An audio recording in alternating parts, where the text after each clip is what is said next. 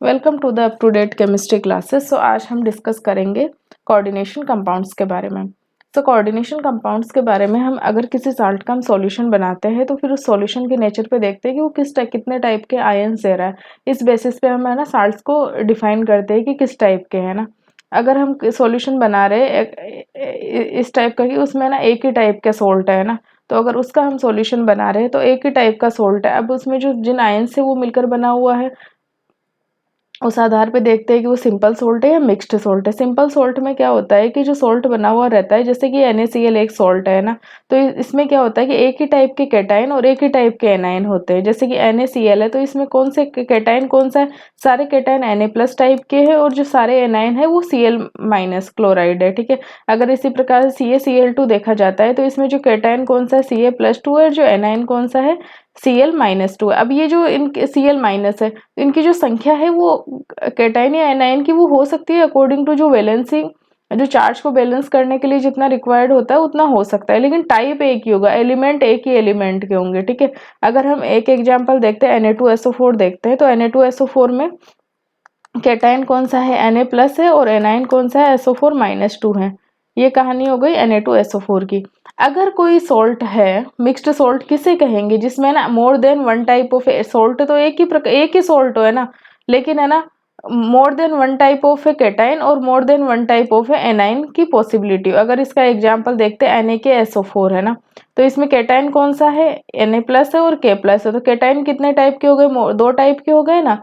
और अगर एनाइन देखे तो SO4-2, मतलब ये कैसा है, मिक्स्ड सोल्ट है। NaKSO4 कैसा है, मिक्स्ड सोल्ट है। अगर CaOCl2 को अगर हम देख रहे हैं यहाँ पे तो कैल्शियम+2 कैटाइन है और एनाइन कौन से OCl- है और क्लोराइड है। तो यहाँ पे एनाइन मोर देन वन टाइप के है, तो ये भी कैसा हो गया, मिक्स्ड सोल्ट हो गया। ठीक है, तो अगर एक ही टाइप का सोल्ट है फिर उसे एक ही टाइप के सोल्ट में या तो वो सिंपल सोल्ट हो सकता है अगर एक ही टाइप के कैटाइन और एनाइन है, अगर मिक्स्ड सोल्ट हो सकता है अगर एक से ज्यादा टाइप के कैटाइन या एनाइन उसमें प्रेजेंट हो। दूसरा आता है अगर मोर than one type of A salt हो। ठीक है, जैसे कि हमने कोई सॉल्यूशन बनाया फिर उसे हीट किया, जिससे क्या होगा कि जो सॉल्वेंट होगा वो इवोपरेट हो जाएगा। ठीक है, और फिर ये क्रूड बचेगा जो क्या होगा, या तो मॉलिक्यूलर, जिसे क्या बोलेंगे हम, मॉलिक्यूलर या एडिशन कंपाउंड बोलेंगे। फिर इसे अगेन हम H2O में डिसॉल्व करेंगे और फिर H2O में डिसॉल्व करने के बाद में ये जो सॉल्यूशन बना है इसकी हम नेचर चेक करेंगे ना।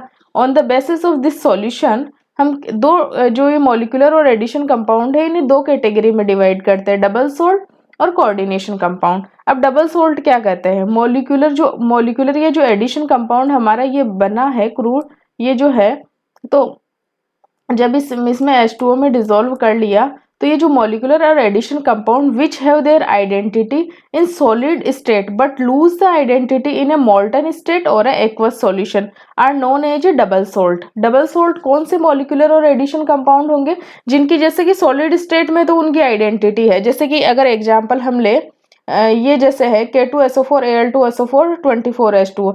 सॉलिड अगर ये है तो ये क्या है, इसे फिटकरी बोलते हैं ना, पोटाश एलम। तो सॉलिड है तो ये क्या है, फिटकरी है। लेकिन अगर इसे हम H2O में डिसॉल्व कर दिया तो ये क्या हो जाएगा, ये फिटकरी नहीं रहेगा। फिर ये जो होगा इसमें कि सभी आयंस का टेस्ट देगा है ना, जैसे कि है ना एक कंप्लीट ये पूरा इस जैसे है ना पोटेशियम का भी टेस्ट देगा, सल्फेट का भी देगा, एल्यूमिनियम+3 का भी टेस्ट देगा। तो डबल सोल्ट क्या होता है, gives the taste of the all the ions by which they are formed. Double salt क्या होते हैं कि वो सारे जितने भी वो आयंस से बने हुए रहते हैं वो सॉल्यूशन फेज में उन सब के टेस्ट देंगे। जैसे कि पोटेशियम का टेस्ट अगर उसमें हम करते हैं तो उसका भी टेस्ट आएगा, सल्फेट का भी आएगा। इसी प्रकार एक एग्जाम्पल है कार्नेलाइट। कार्नेलाइट का फॉर्मूला क्या होता है, KCl MgCl2 6H2। ठीक है, तो अगर इसका हम अगर सॉल्यूशन में सॉलिड स्टेट में तो इसका ये पूरी आइडेंटिटी ये रहेगी, लेकिन अगर इसमें सॉल्यूशन फेज अगर बना लेते हैं, इसका सॉल्यूशन बना लेते हैं तो ये पोटेशियम का भी टेस्ट देगा, क्लोराइड का भी टेस्ट देगा, मैग्नीशियम+2 का भी टेस्ट देगा।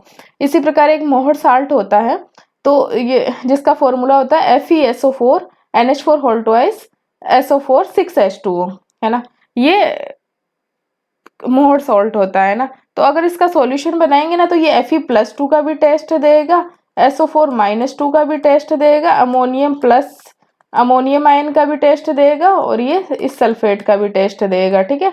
तो ये जिनसे ये मिलकर बने हुए होते हैं डबल सॉल्ट, वो क्या करते हैं कि उन सभी आयंस का टेस्ट देते हैं सॉल्यूशन फेज में। तो क्या डेफिनेशन बनी, मॉलिक्यूलर और addition compound which have their identity in a solid state but lose the identity in the molten state or the solution phase are known as a double salt. Double salt gives the test of all the ions by which they are formed. मतलब सभी उन्हीं ions का test देंगे जिनसे कि ये मिलकर बने हुए हैं। अब जो कोऑर्डिनेशन कंपाउंड क्या होता है, मॉलिक्यूलर और addition compound which have their identity in solid state, in solution phase as well as in a molten state. मतलब इनकी जो आइडेंटिटी है वो सॉलिड में भी वही कॉम्प्लेक्स रहेगा, कोऑर्डिनेशन कंपाउंड रहेगा, अगर उससे सॉल्यूशन फेज बना लेंगे तो भी वो कोऑर्डिनेशन कंपाउंड मेंटेन रहेगा, जो कॉम्प्लेक्स है जो कंपाउंड है वो का वो रहेगा, और मॉल्टन स्टेट में भी वो रहेगा। तो ये क्या कहलाते हैं, कोऑर्डिनेशन कंपाउंड्स कहलाते हैं। This compound doesn't give the taste of all the ions by which they are formed. मतलब उन सभी आयंस का टेस्ट नहीं देते हैं जिनसे ये मिलकर बने हुए होते हैं। कोऑर्डिनेशन में जो एक कैटायन का टेस्ट देगा अगर कॉम्प्लेक्स अगर कैटायन है तो, और एनायन का टेस्ट देगा। जिस कॉम्प्लेक्स जिन आयंस से मिलकर बना हुआ है उन सब का टेस्ट नहीं देगा, एक पूरा एक कॉम्प्लेक्स का टेस्ट देगा, ठीक है। These also give the taste of a new type of a ion. New type of a ion कौन सा हो गया, उसे क्या बोलेंगे, जैसे है ना एक उनसे मिलकर है ना एक आयन बन जाएगा, है ना। न्यू टाइप ऑफ आयन जो बनेगा वो कौन सा होगा, कॉम्प्लेक्स आयन होगा, है ना। तो ये क्या होते हैं कि जो जिन मतलब सारे जिन जो आयंस प्रेजेंट रहते हैं उनका टेस्ट नहीं देता है ये, एक नया टाइप सारे मिलकर है ना एक कॉम्प्लेक्स आयन बना लेते हैं उसका टेस्ट देता है। अब इसे हम एग्जाम्पल से समझते हैं। जैसे कि NiCl2 है, ठीक है, इसका अमोनिया में हमने सॉल्यूशन बना लिया, वो कैसा दिखेगा, दिखने में ग्रीन कलर का होएगा, बिकॉज यहाँ पे जो निकल है ना +2 ऑक्सीडेशन स्टेट में है, इसलिए यहाँ पे DD ट्रांजिशन होंगे, ठीक है। अगर इस सॉल्वेंट को इवोपरेट कर दिया जाता है हीट करके, अमोनिया उड़ जाएगा, तो जो क्रूड बचेगा ना वो कैसा हो जाएगा, ब्लू कलर का क्रिस्टल बनेगा, ठीक है। अब इस ब्लू कलर के क्रिस्टल को, ये हमारे पास ब्लू कलर का क्रिस्टल कौन सा बन गया, NiCl2 6NH3, ठीक है, ये ब्लू कलर का हो गया, ये मॉलिक्यूलर और एडिशन कंपाउंड है। अब इसे हम आइडेंटिफाई करेंगे, ये जो मॉलिक्यूलर और एडिशन कंपाउंड ये डबल सॉल्ट है या फिर ये कोऑर्डिनेशन कंपाउंड है। तो इसे क्या करेंगे कि हम है ना H2O में डिसॉल्व कर लेंगे, ठीक है। फिर ये डिसॉल्व करने के बाद में ये जो सॉल्यूशन बना, हम इसकी नेचर देखेंगे कि इसमें किन किन आयंस का ये टेस्ट दे रहा है। जैसे कि अब ये इसमें हमारे पास कौन कौन से आयन हो गए, एक तो निकल +2 हो गया, एक अमोनिया हो गया, मतलब अमोनियम आयन हो जाएगा, और एक क्लोराइड आयन हो जाएगा, ठीक है। अगर ये इंडिविजुअली अगर निकल +2 का टेस्ट देता है, अमोनिया का टेस्ट देता है, तो ये कैसा हो जाएगा इंडिविजुअली, तो वो डबल सॉल्ट हो जाएगा। लेकिन ये क्या है कि इनका टेस्ट नहीं देता है, इंडिविजुअल इनका टेस्ट नहीं देता, इन दोनों से मिलकर बनता है NiNH3 6, ये एक आयन बनता है, ये कैटायन बनता है, इस कैटायन का ये सॉल्यूशन टेस्ट दे रहा है। और साथ में जो एनायन कौन सा है, इसमें क्लोराइड है, तो ये इसका टेस्ट दे रहा है। देखो ये जो कॉम्प्लेक्स बना है, जो ब्लू कलर का कॉम्प्लेक्स है, ये क्या है, NiNH3 6 और ये Cl2, ये वाला एक कॉम्प्लेक्स है ना। तो इसमें किस किस का टेस्ट देगा, ये जो पूरा पार्ट है, ये कौन सा पार्ट है, ये इसमें कैटायन का पार्ट है और ये एनायन का पार्ट है। तो ये एक तो इस कैटायन का टेस्ट देगा और एक ही इस एनायन का टेस्ट देगा। इंडिविजुअली निकल +2 का टेस्ट नहीं देगा, अमोनिया का टेस्ट नहीं देगा इंडिविजुअली, इन दोनों से मिलकर क्या होगा, ये बन गया कॉम्प्लेक्स, कैटायन कॉम्प्लेक्स बन गया, ठीक है। तो ये इसका टेस्ट देगा। तो समझ में आया कि कैसे हम डिफरेंशिएट करेंगे कि जो ये कंपाउंड डबल सॉल्ट है, अगर वो सारे टाइप के आयंस का टेस्ट दे रहा है जो जिन से मिलकर ये बना है, तो वो डबल सॉल्ट होगा। अगर वो सारे आयंस का टेस्ट नहीं दे रहा है जिन से मिलकर बना है, तो वो और एक नए टाइप का आयन का टेस्ट दे रहा है। यहाँ पे ये नए टाइप का आयन कौन सा है, NiNH3 6+2 है। तो अगर इसका टेस्ट दे रहा है तो ये कैसा कंपाउंड हो जाएगा, कोऑर्डिनेशन कंपाउंड हो जाएगा। अब हम कोऑर्डिनेशन कंपाउंड का रिप्रेजेंटेशन देखते हैं। तो हमें पता है कि हम कोऑर्डिनेशन कंपाउंड को है ना ब्रैकेट में लिखते हैं, ठीक है। तो अगर सबसे पहले अगर हम कोई भी सॉल्ट लिखते हैं तो सबसे पहले उसका कैटायनिक पार्ट लिखते हैं और फिर एनायनिक पार्ट लिखते हैं। अगर हमारे जो कॉम्प्लेक्स है उस पर नेगेटिव चार्ज है तो पहले कैटायनिक वैलेंसी लिख देंगे और फिर उसके बाद में एनायन लिख देंगे हमारा। अगर हमारे कॉम्प्लेक्स से पॉजिटिव चार्ज है तो पहले कॉम्प्लेक्स वाला पार्ट आएगा, फिर उसके बाद में एनायन वाला पार्ट आएगा। अगर कैटाइन भी हमारा कॉम्प्लेक्स है और एनाइन भी कॉम्प्लेक्स है तो वो इस तरह से लिख सकते हैं, और अगर हमारा न्यूट्रल है हमारा कॉम्प्लेक्स तो वो इस टाइप से लिख दिया जाएगा। ठीक है, अगर इसमें देखते हैं, अगर हमारा जो कॉम्प्लेक्स है वो कैटाइनिक है, उस पर पॉजिटिव चार्ज है, तो इसे क्या बोलेंगे, जो ब्रैकेट वाली को क्या बोलते हैं हम, इसे कोऑर्डिनेशन एंटाइटी बोलते हैं, या फिर इसे कोऑर्डिनेशन स्फीयर बोलते हैं, या फिर अगर ये पहले आ रहा है, हमेशा जो कैटाइन होता है ना वो फर्स्ट स्पेयर ऑफ अट्रैक्शन कहलाता है, तो इसे हम क्या बोलेंगे, फर्स्ट स्पेयर ऑफ अट्रैक्शन बोल देंगे। क्या बोल देंगे, फर्स्ट स्फीयर ऑफ अट्रैक्शन बोल देंगे। और जो ये एनायन है ये क्या है, काउंटर आयन है, ये कौन सा आयनाइजेशन स्फीयर है, या फिर इसे सेकंड स्फीयर बाद में आ रहा है, एनायन हमेशा सेकंड स्फीयर ऑफ अट्रैक्शन होता है। ठीक है, अगर हमारा दूसरा, अगर इस टाइप का अगर हमारा कॉम्प्लेक्स है रिप्रेजेंटेशन में कि जो कैटायन वाला है वो काउंटर आयन है और हमारा कॉम्प्लेक्स पे कैसा चार्ज है, नेगेटिव चार्ज है, तो ये जो कैटायन वाला क्या हो जाएगा, काउंटर आयन बोल देंगे, इसे आयनाइजेशन स्फीयर बोल देंगे, या फिर कैटायन हमेशा फर्स्ट स्फीयर ऑफ अट्रैक्शन होता है। ठीक है, ऑलवेज कैटायन क्या होता है, फर्स्ट स्फीयर ऑफ अट्रैक्शन होता है। अगर ये हमारा जो कोऑर्डिनेशन कॉम्प्लेक्स है इसे क्या बोलेंगे, कोऑर्डिनेशन एंटाइटी बोलेंगे, कोऑर्डिनेशन स्फीयर बोलेंगे। एनाइन हमेशा क्या होता है, सेकंड स्फीयर ऑफ अट्रैक्शन होता है, तो इसे हम क्या बोलेंगे, सेकंड स्फीयर ऑफ अट्रैक्शन बोलेंगे। अब नेक्स्ट आता है representation of a coordination entity. तो इसमें क्या होता है कि सेंट्रल एक एटम होता है जो कि क्या होता है, लुआइस एसिड होता है जो इलेक्ट्रॉन डेफिशिएंट होता है, लिगेंड होता है जो लुआइस बेस होता है जो कि क्या होता है कि जो अपने इलेक्ट्रॉन पेयर्स को डोनेट करता है, और जो ये एन क्या रिप्रेजेंट कर रहा है यहाँ पे, वो कर रहा है नंबर ऑफ ए लिगेंड, कितने लिगेंड मेटल के साथ जुड़े हुए हैं। और ये जो चार्ज होता है प्लस माइनस एक्स, ये क्या होता है, कॉम्प्लेक्स पे चार्ज होता है। तो ये है general representation of a coordination entity. अब हम डिस्कस कर लेते हैं some basic terminologies which is associate in the which we discuss in the coordination chemistry. तो एक होता है कोऑर्डिनेशन नंबर होता है। क्या होता है कोऑर्डिनेशन नंबर? पहली बात तो ये किसकी प्रॉपर्टी है, ये सेंट्रल जो एटम है उसकी प्रॉपर्टी है। कोऑर्डिनेशन नंबर किसकी प्रॉपर्टी है, ये सेंट्रल एटम की प्रॉपर्टी है। ठीक है, ये सेंट्रल एटम की प्रॉपर्टी है। अब ये होता क्या है कोऑर्डिनेशन नंबर, तो it's the total number of A coordinate bond that is sigma bond formed in between the central atom and the donor atom of the ligand. मतलब अगर हमारे पास ये मेटल है और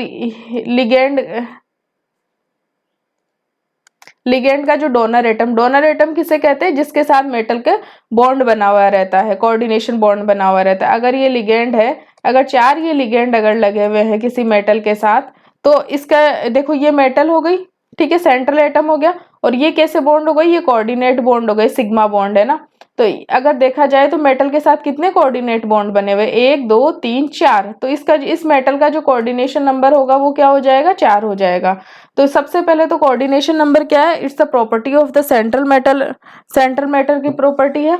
दूसरा क्या है कि ये है क्या coordination number, it's the number of a coordination bond between the central atom and the donor atom of the ligand. ठीक है, अब इसमें pi bonds are not consider in the calculation of a coordination number. Pi bonds consider नहीं किए जाते हैं coordination number के calculation में। ठीक है, तो ये था कोऑर्डिनेशन नंबर। फिर नेक्स्ट बात आती है charge on a complex ion. तो क्या होता है charge on a complex ion, it's a algebraic sum of charge on A central atom and charge on a ligand. मतलब क्या है कि इस जो एल्जेब्रिक सम होता है charge on A central atom पे का मतलब क्या हो गया, उसकी ऑक्सीडेशन स्टेट क्या है, तो x charge on complex ion क्या हो गया, एल्जेब्रिक सम है ना। ठीक है, तो ऑक्सीडेशन स्टेट क्या है सेंट्रल एटम की, प्लस जो लिगेंड्स है उन पे चार्ज क्या है, तो इनका जो एल्जेब्रिक सम होता है, एल्जेब्रिक सम का मतलब हो गया मैथमेटिकल जो टोटल होता है वो क्या कहलाता है, ये क्या कहलाता है, charge on the complex ion वो होता है एक्स के इक्वल होता है। ठीक है, जो भी प्लस या माइनस हो। अब होता है कोऑर्डिनेशन पॉलीहेड्रा। क्या होता है, तो कोऑर्डिनेशन पॉलीहेड्रा क्या कहते हैं कि जैसे सेंट्रल एटम ये है, इसके चारों ओर जो लिगेंड अरेंज है 3D में, वो क्या कहलाते हैं, कोऑर्डिनेशन पॉलीहेड्रा कहलाते हैं। जैसे कि ये मेटल है, इस पे 4 लिगेंड जुड़े हुए हैं, अगर इनका 3D में अरेंजमेंट देखें तो एक स्क्वायर प्लेनर शेप में ये लगे हुए हैं मेटल के साथ, तो ये कैसा हो जाएगा, पॉलीहेड्रा स्क्वायर प्लेनर हो जाएगा। अगर ये मेटल है, इसके साथ जो 4 लिगेंड लगे हुए हैं, लेकिन 4 लिगेंड कैसे लग सकते हैं, एक तो स्क्वायर प्लेनर की तरफ भी लग सकते हैं एक ही प्लेन में, या फिर ये टेट्राहेड्रल मैनर में लगे हुए, तो ये पॉलीहेड्रा कैसा हो जाएगा, टेट्राहेड्रल हो जाएगा। क्या है coordination polyhedra, it's a 3D arrangement of the donor atom of A ligand around the central atom. जो डोनर एटम है लिगेंड का, जो मेटल के साथ बॉन्ड बना रहा है उसका जो मेटल है उसके चारों ओर 3D अरेंजमेंट क्या है around the central atom in the coordination sphere. जो कोऑर्डिनेशन स्फेयर होता है उसमें जो डोनर एटम है लिगेंड का उसका मेटल के चारों ओर अरेंजमेंट कैसा है, तो वो क्या डिसाइड करता है, कोऑर्डिनेशन पॉलीहेड्रा। अगर ये सेंट्रल एटम है इसके चारों ओर ये लिगेंड के डोनर एटम है, ये कैसे जुड़े हुए, एक लीनियर शेप में जुड़े हुए, तो ये कोऑर्डिनेशन पॉलीहेड्रा कैसा कहलाया, लीनियर कहलाया। यहाँ पे ये मेटल है इसके चारों ये लिगेंड के 4 डोनर एटम है, तो ये कैसे जुड़े हुए, एक स्क्वायर प्लेनर शेप में जुड़े हुए, तो ये कैसा कहलाया, कोऑर्डिनेशन पॉलीहेड्रा स्क्वायर प्लेनर कहलाया। अगर ये वाले अगर इसकी बात करते हैं तो ये मेटल है इसके चारों ओर 4 लिगेंड जुड़े हुए लेकिन ये टेट्राहेड्रल मैनर में जुड़े हुए हैं, तो ये कोऑर्डिनेशन पॉलीहेड्रा कैसा कहलाया, टेट्राहेड्रल कहलाया। अब क्या होता है, shape of the coordination polyhedra depends on the coordination. अब जो पॉलीहेड्रा कोऑर्डिनेशन नंबर पे डिपेंड करेगी, है ना, किस पे डिपेंड करेगी, जो शेप ऑफ द पॉलीहेड्रा मतलब 3D अरेंजमेंट जो होएगा donor atom of the ligand का अराउंड द सेंट्रल एटम, वो किस पे डिपेंड करेगा, मेटल की कोऑर्डिनेशन नंबर क्या है। कोऑर्डिनेशन नंबर क्या होती है, जो मेटल और लिगेंड के डोनर एटम के बीच में नंबर ऑफ कोऑर्डिनेट बॉन्ड कितने हैं, दैट इज सिग्मा बॉन्ड, वो उस मेटल जो सेंट्रल एटम का क्या हो जाएगा, कोऑर्डिनेशन नंबर हो जाएगा। अब हम ये देखते हैं जैसे कि कोई मेटल है उसका कोऑर्डिनेशन नंबर 2 है, मतलब वो 2 लिगेंड से जुड़ी हुई रहेगी। अब वो 2 लिगेंड से कैसे जुड़ सकती है, वो एक लीनियर मैनर के अलावा और कोई तरीका नहीं हो सकता कि वो 2 लिगेंड से जुड़ सके, ठीक है, तो ये कैसा हो जाएगा, लीनियर हो जाएगा कोऑर्डिनेशन पॉलीहेड्रा। अगर 3 लिगेंड अगर जुड़े हुए हैं मेटल के साथ तो किस किस टाइप से जुड़ सकते हैं, या तो ये है ना ट्राइगोनल प्लेनर में जुड़ सकते हैं मैनर में मेटल के साथ, या फिर है ना टी शेप में जुड़ सकते हैं। टी शेप क्या होता है, ये मेटल अगर ये एक टी टाइप का बन गया ना, ये कैसा दिख रहा है, एक इस टाइप का बन गया, यहाँ पे मेटल है, ये लिगेंड हो गया, ये लिगेंड हो गया, ये लिगेंड हो गया, तो या तो टी शेप में जुड़ सकता है। 4 जो अगर कोऑर्डिनेशन नंबर है या तो स्क्वायर प्लेनर शेप में जुड़ सकता है या फिर टेट्राहेड्रल शेप में जुड़ सकते हैं, ठीक है। अगर 5 अगर कोऑर्डिनेशन नंबर है मेटल का मतलब उससे 5 लिगेंड जुड़े हुए रहेंगे, तो वो कैसे जुड़ सकते हैं, या तो ट्राइगोनल बाईपायरामिडल या फिर स्क्वायर पायरामिडल। अब ट्राइगोनल का मतलब सबसे पहले तो हम ट्राइगोनल शेप बनाएंगे, ये क्या हो गई, ट्राइगोनल शेप हो गई। अब बाईपायरामिडल का मतलब क्या होता है, पायरामिडल का मतलब होता है एक तो है ना प्लेन के ऊपर एक अगर एक लिगेंड जुड़ा हुआ है तो ये पायरामिडल, अगर 2 लिगेंड जुड़े हुए प्लेन के ऊपर और नीचे तो ये शेप क्या कहलाती है, ट्राइगोनल। ये तो ट्राइगोनल हो गई, और ये जो मतलब प्लेन के ऊपर लिगेंड का जुड़ना और प्लेन के नीचे लिगेंड का जुड़ना, ये क्या कहलाती है, ट्राइगोनल बाईपायरामिडल। इसी तरीके से स्क्वायर पायरामिडल, स्क्वायर का मतलब क्या हो गया कि मेटल के चारों ओर 4 लिगेंड जुड़े स्क्वायर शेप में, और एक पायरामिडल है मतलब एक जो लिगेंड है वो प्लेन के ऊपर जुड़ा हुआ है, ठीक है, इस शेप में जुड़ा हुआ है। ये मेटल और 4 लिगेंड तो प्लेन में है और एक लिगेंड है वो प्लेन के ऊपर है, तो ये क्या स्क्वायर हो गया, और ये इसके कारण ये पायरामिडल हो गया। तो ये क्या, ये वाला क्या कहलाता है, स्क्वायर पायरामिडल कहलाता है। ऑक्टाहेड्रल में क्या होता है, 4 लिगेंड तो मेटल के मतलब जो स्क्वायर बाई पायरामिडल है ना उसे ही स्पेसिफिक रूप से ऑक्टाहेड्रल बोल देते हैं। एक लिगेंड 2 लिगेंड है ना प्लेन के ऊपर और नीचे जुड़े हुए रहते हैं, तो इस वाली शेप को क्या बोलते हैं, ऑक्टाहेड्रल बोलते हैं। मतलब एक तरीके से जो ऑक्टाहेड्रल के स्क्वायर बाईपायरामिडल शेप को फिर स्पेसिफिक नाम दे दिया, ऑक्टाहेड्रल दे दिया। अब नेक्स्ट हम बात करते हैं किलेटिक लिगेंड्स क्या होते हैं, किलेट रिंग क्या होती है, किलेशन क्या होता है। कई बार क्या होता है कि लिगेंड है ना पॉलीडेंटेट होते हैं। पॉलीडेंटेट का मतलब क्या होता है, एक ही लिगेंड है लेकिन उसमें क्या है कि डोनर साइट क्या है, एक से ज़्यादा है। डोनर साइट एक से ज़्यादा है, इसका मतलब क्या हो गया कि लिगेंड में वो एक से ज़्यादा है ना डोनर एटम्स के द्वारा वो मेटल से जुड़ जाएगा। अगर हमारे पास अगर ये मेटल है, अब अगर किसी भी चीज़ से जैसे कि अगर ये ह्यूमन है, अगर हम बात करें है ना, तो एक हाथ से इधर से पकड़ लिया, एक हमारा हाथ से अगर इसको यहाँ से पकड़ लिया, और अगर हमारे 2 हाथ होते एक हाथ से हमने यहाँ से पकड़ लिया, तो ये पूरा एक साइकिल सा बन गया ना, रिंग बन गई है एक तरीके से। तो इसी तरह से क्या होता है कि जब है ना मेटल में जो लिगेंड रहता है उसमें भी अगर एक से ज़्यादा डोनर साइट होती है ना तो ये एक रिंग बन जाती है ना। अगर इधर से भी डोनेट करेगा इलेक्ट्रॉन पेयर और इधर से भी डोनेट करेगा, एक से ज़्यादा साइड से डोनेट करेगा, तो वो क्या बन जाती है, एक रिंग बन जाती है। जैसे कि अगर हम ये एग्जांपल लेते हैं, ये मेटल है हमारा, ये एक लिगेंड है, ये एक लिगेंड है, ठीक है, तो इसकी डोनर साइड कौन सी, एक तो इस नाइट्रोजन से जोड़ लिया, एक इस नाइट्रोजन से जोड़ लिया, तो ये पूरा क्या हो गया कि एक रिंग बन गई ना। तो इसे ही क्या बोलते हैं, किलेट रिंग बोल देते हैं। और ये जो प्रोसेस होता है ना, इसे क्या बोल देते हैं, किलेशन बोल देते हैं। किलेश मतलब किलेट रिंग बन रही है, उसी के प्रोसीजर को हम बोल देंगे किलेशन हो रहा है यहाँ पे। अब ये कैसा लिगेंड है, डेंटिसिटी। डेंटिसिटी बोलते हैं कि जो कितनी डोनर साइड से कोई लिगेंड जुड़ रहा है। तो देखो एक यहाँ से जुड़ रहा है, दूसरा इस नाइट्रोजन से, तो ये लिगेंड कैसा हो गया, बाइडेंटेट लिगेंड हो गया। मतलब अगर, और ये अगर है ना किलेट रिंग बना रहा है, तो इसे क्या बोल देंगे हम, किलेटिंग लिगेंड भी बोल देंगे। इसी तरह से एक एग्जांपल अगर हम ये देखते हैं, तो देखो ये एक पूरा लिगेंड है, एक है ना, ये आपस में जुड़ा हुआ है ना, देखो ये यहाँ से स्टार्ट होता है, यहाँ से ये पूरा एक ही लिगेंड है। तो एक डोनर साइट इसमें ये हो गई, दूसरी ये हो गई, तीसरी ये हो गई, ठीक है। तो देखो इसमें एक रिंग तो ये बन रही है भाई, यहाँ से डोनेट कर दिया, यहाँ से डोनेट कर दिया, तो एक एक रिंग तो ये बन गई। फिर यहाँ से डोनेट कर दिया, यहाँ से डोनेट कर दिया, दूसरी रिंग, रिंग ए, और ये हो गई रिंग बी। तो दो रिंग बन रही है ना। और ये लिगेंड कैसा है, एक एक एक जगह, दो जगह, तीन जगह से इलेक्ट्रॉन डोनेट कर सकता है। तो ये लिगेंड कैसा होगा, ट्राइडेंटेट लिगेंड हो गया।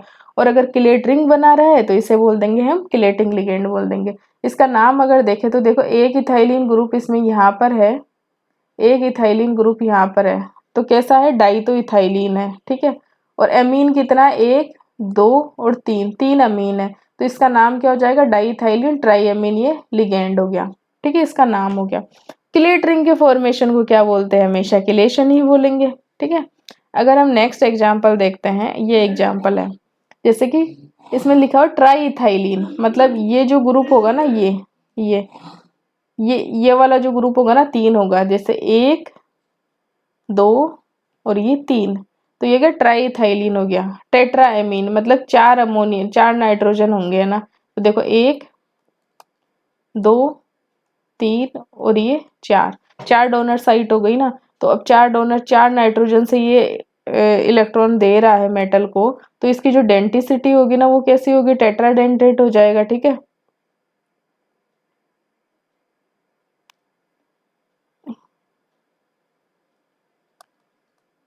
ये टेट्राडेंटेट लिगेंड है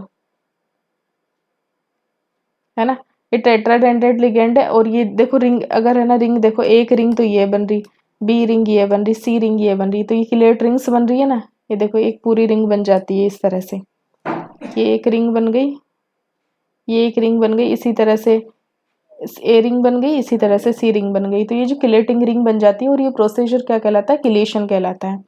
अगर हम देखें कि किलेट रिंग कितनी बनेगी, है ना, अगर ये आधार पे देखें, तो यहाँ पे हम देख रहे हैं कि जो असाइक्लिक पॉलीडेंटेट लिगेंड होते हैं, असाइक्लिक पॉलीडेंटेट लिगेंड क्यों बोला है, क्योंकि उसमें जो लिगेंड है उसमें ऑलरेडी रिंग्स प्रेजेंट नहीं है खुद की, उसके बारे में चर्चा कर रहे हैं। क्योंकि क्वेश्चन में ऐसे पूछा जाता है कि इस कंपाउंड में नंबर ऑफ रिंग्स कितनी है, तो हम तो क्या करेंगे, डेंटिसिटी के बेसिस पे जो असाइक्लिक पॉलीडेंटेट लिगेंड है, मतलब लिगेंड और मेटल के बीच में जो रिंग्स बन रही है, वो हम कैलकुलेट कर लेते हैं। अगर कंपाउंड के स्ट्रक्चर में ऑलरेडी रिंग्स है, तो वो हमें हमारे नॉलेज से पता होना चाहिए, हम डेंटिसिटी के बेसिस पे वो तो कैलकुलेट नहीं कर सकते।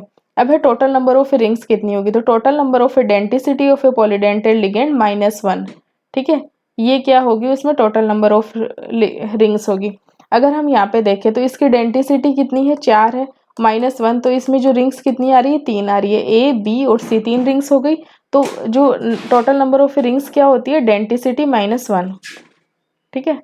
Denticity at the given time -1 होती है टोटल नंबर ऑफ रिंग्स, ठीक है। अब होता है ये chelate ring in the calcium +2, और ये इसके साथ कॉम्प्लेक्स बना रहा है, एक तो EDTA -3 के साथ कॉम्प्लेक्स बना रहा है, और एक EDTA -4 के साथ कॉम्प्लेक्स बना रहा है। तो अगर इसमें हमें ना total number of rings calculate करते हैं, तो EDTA -3 कैसा है, पेंटाडेंटेट लिगेंड है ना, ठीक है। तो इसमें जो टोटल नंबर ऑफ रिंग्स कितनी होगी, पेंटाडेंटेट मतलब 5 -1, डेंटिसिटी कितनी है, 5 है, 5 डोनर साइड से ही जुड़ा हुआ रहेगा मेटल से, तो नंबर ऑफ रिंग्स कितनी हो गई, 4 हो गई। इसी प्रकार अगर EDTA -4 की बात करते हैं, तो यहाँ पे हेक्साडेंटेट है, मतलब डोनर साइड कितनी हो गई, 6 हो गई, -1, तो टोटल नंबर ऑफ रिंग्स कितनी हो गई, 5 हो गई, ठीक है। तो ये इस प्रकार से हम नंबर ऑफ रिंग्स कैलकुलेट कर सकते हैं गिवन कॉम्प्लेक्स में कि भाई कितनी रिंग्स बनेगी, ठीक है। अब इसके बाद में बात आती है, अगर पोरफायरिन है, पोरफायरिन क्या होता है, जो पोरफायरिन रिंग होती है आयरन +2 के साथ, अगर ये कॉम्प्लेक्स बना हुआ है तो पोरफायरिन रिंग में जो किलेटिंग रिंग्स कितनी है, देखो ये एक डोनर साइट है नाइट्रोजन की, ये डोनर साइट है, ये डोनर साइट है और ये डोनर साइट है। तो इसके कारण ये ए बी सी और ये डी 4 है ना रिंग्स बन रही है। किलेटिंग रिंग मतलब मेटल और लिगेंड के बीच में कोऑर्डिनेशन जो बॉन्ड बनने के कारण ये जो रिंग बन रही है उन्हें हम किलेटिंग लिगेंड कहेंगे, ठीक है, किलेटिंग रिंग्स कहेंगे। तो ये है ना 4 किलेटिंग रिंग हो गई। टोटल नंबर ऑफ रिंग्स इसमें पोरफायरिन प्लस आयरन +2 का जो कॉम्प्लेक्स है इसमें 8 रिंग्स है, क्योंकि इसमें है ना देखो ये पायरोल रिंग, ये पायरोल रिंग, ये पायरोल रिंग और ये पायरोल रिंग ऑलरेडी जो लिगेंड है उसके स्ट्रक्चर में है। तो इस प्रकार से अगर देखा जाए तो 4 रिंग्स कैसी हो गई, पायरोल रिंग हो गई। पायरोल रिंग में कितने मेंबर्ड रिंग है, 5 मेंबर्ड है, देखो 1 2 3 4 5। लेकिन वही अगर हमारी किलेटिंग रिंग जो 4 रिंग है वो कितनी मेंबर्ड है, उसमें 6 एटम लगे हुए हैं, तो वो 6 मेंबर्ड रिंग है। अगर देखो देखो 1 2 3 4 5 6, तो ये 6 मेंबर्ड रिंग कितनी है, 4 है। तो इस प्रकार से हम गिवन कॉम्प्लेक्स में total number of rings calculate कर सकते हैं। अब हम नेक्स्ट देखेंगे कि क्लासिफिकेशन ऑफ लिगेंड्स, कैसे हम लिगेंड्स को क्लासिफाई करते हैं। तो जो लिगेंड्स होते हैं अगर वो एक ही डोनर एटम से अगर जुड़े हुए हैं तो वो कैसे कहलाएंगे, अगर उसमें एक ही डोनर साइट होगी तो वो कैसे कहलाएंगे, मोनोडेंटेट कहलाएंगे।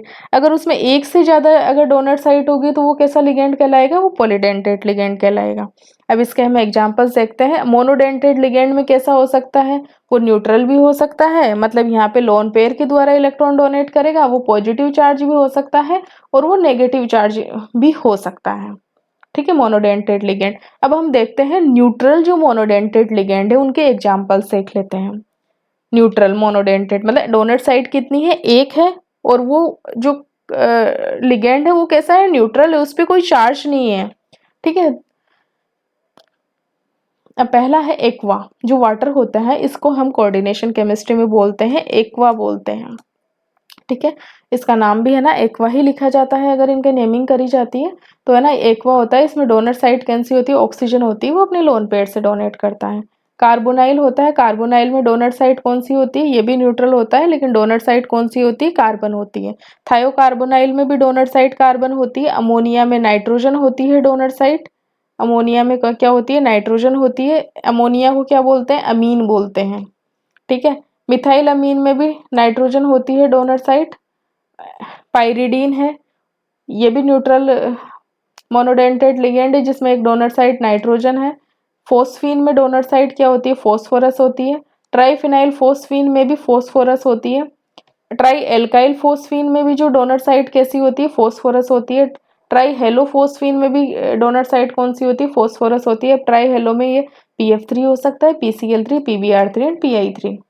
ट्राई एल्कोक्सीफोस्फीन में भी डोनर साइट कौन सी होती है, फोस्फोरस होती है। क्या होता है, ट्राई एल्कोक्सी, 3 एल्कोक्सी ग्रुप लगे हुए रहेंगे फोस्फोरस के साथ। ट्राई फिनाइल फोस्फीन में क्या होगा, 3 फिनाइल ग्रुप लगे हुए रहेंगे फोस्फोरस के साथ, और ये जो फोस्फोरस होगा ये डोनर साइट रहेगा, ये डोनर साइट होगा। और कौन से एग्जाम्पल से मोनोडेंटेट न्यूट्रल लिगेंड के, मिथाइल साइनाइड है ना, मिथाइल साइनाइड, तो मिथाइल ये हो गया मिथाइल CH3 और ये CN हो गया। तो इसमें जो डोनर साइट कौन सी है, नाइट्रोजन, इसमें क्या है, डोनर साइट है। डोनर साइट का भी, डोनर साइट का मतलब क्या होगा, जो डोनर साइट होगी वो ही मेटल के साथ बॉन्ड बनाएगी। तो अगर हम जब मेटल के साथ बॉन्ड प्रेजेंट करेंगे तो हमें डोनर साइट का ध्यान रहना जरूरी है। अगर हम पॉजिटिव चार्ज मोनोडेंटेट लिगेंड के बारे के एग्जाम्पल्स देखते हैं तो एक होता है हाइड्रोजीनियम आयन, ठीक है, और एक होता है नाइट्रोसोनियम आयन, है ना, ये नाइट्रोसीलियम भी जिसे बोल देते हैं। तो एक तो हाइड्रोजीनियम आयन हो गया और एक नाइट्रोसोनियम आयन हो गया, ये पॉजिटिवली चार्ज मोनोडेंटेट लिगेंड्स के एग्जांपल है। नेगेटिव चार्ज मोनोडेंटेट, क्योंकि इसमें पॉजिटिव चार्ज वाले में कम क्यों है, क्योंकि अगर यहाँ पे डोनर साइट कौन सी है, ये वाला नाइट्रोजन है डोनर साइट, यहाँ पे ये नाइट्रोजन है, नाइट्रोसोनियम, है ना, तो डोनर साइड देखी जाती है। अगर पॉजिटिव चार्ज है, इलेक्ट्रॉन है नहीं, तो कुछ स्पेसिफिक एग्जांपल्स ही है कि पॉजिटिव चार्ज होने के बाद भी कॉम्प्लेक्स में कुछ ऐसे डोनर साइड प्रेजेंट है जो मेटल के साथ बॉन्ड बना सकती है, कोऑर्डिनेट बॉन्ड बना सकती है। अब नेगेटिव चार्ज जो मोनोडेंटेट लिगेंड्स है उनमें बहुत सारे एग्जांपल्स है। पहला तो आता है हमारे हेलाइड, जिसे या तो बोलते हैं हेलो या फिर हेलिडो बोलते हैं। नोमेनक्लेचर जब इनका लिखते हैं तो क्या बोलते हैं, या तो बोलेंगे हम इन्हें हेलो बोलेंगे या फिर बोलेंगे हेलिडो बोलेंगे, ठीक है। फ्लोरिडो, क्लोरो या क्लोरिडो, ब्रोमो या ब्रोमिडो, आयोडो या आयोडिडो। ठीक है।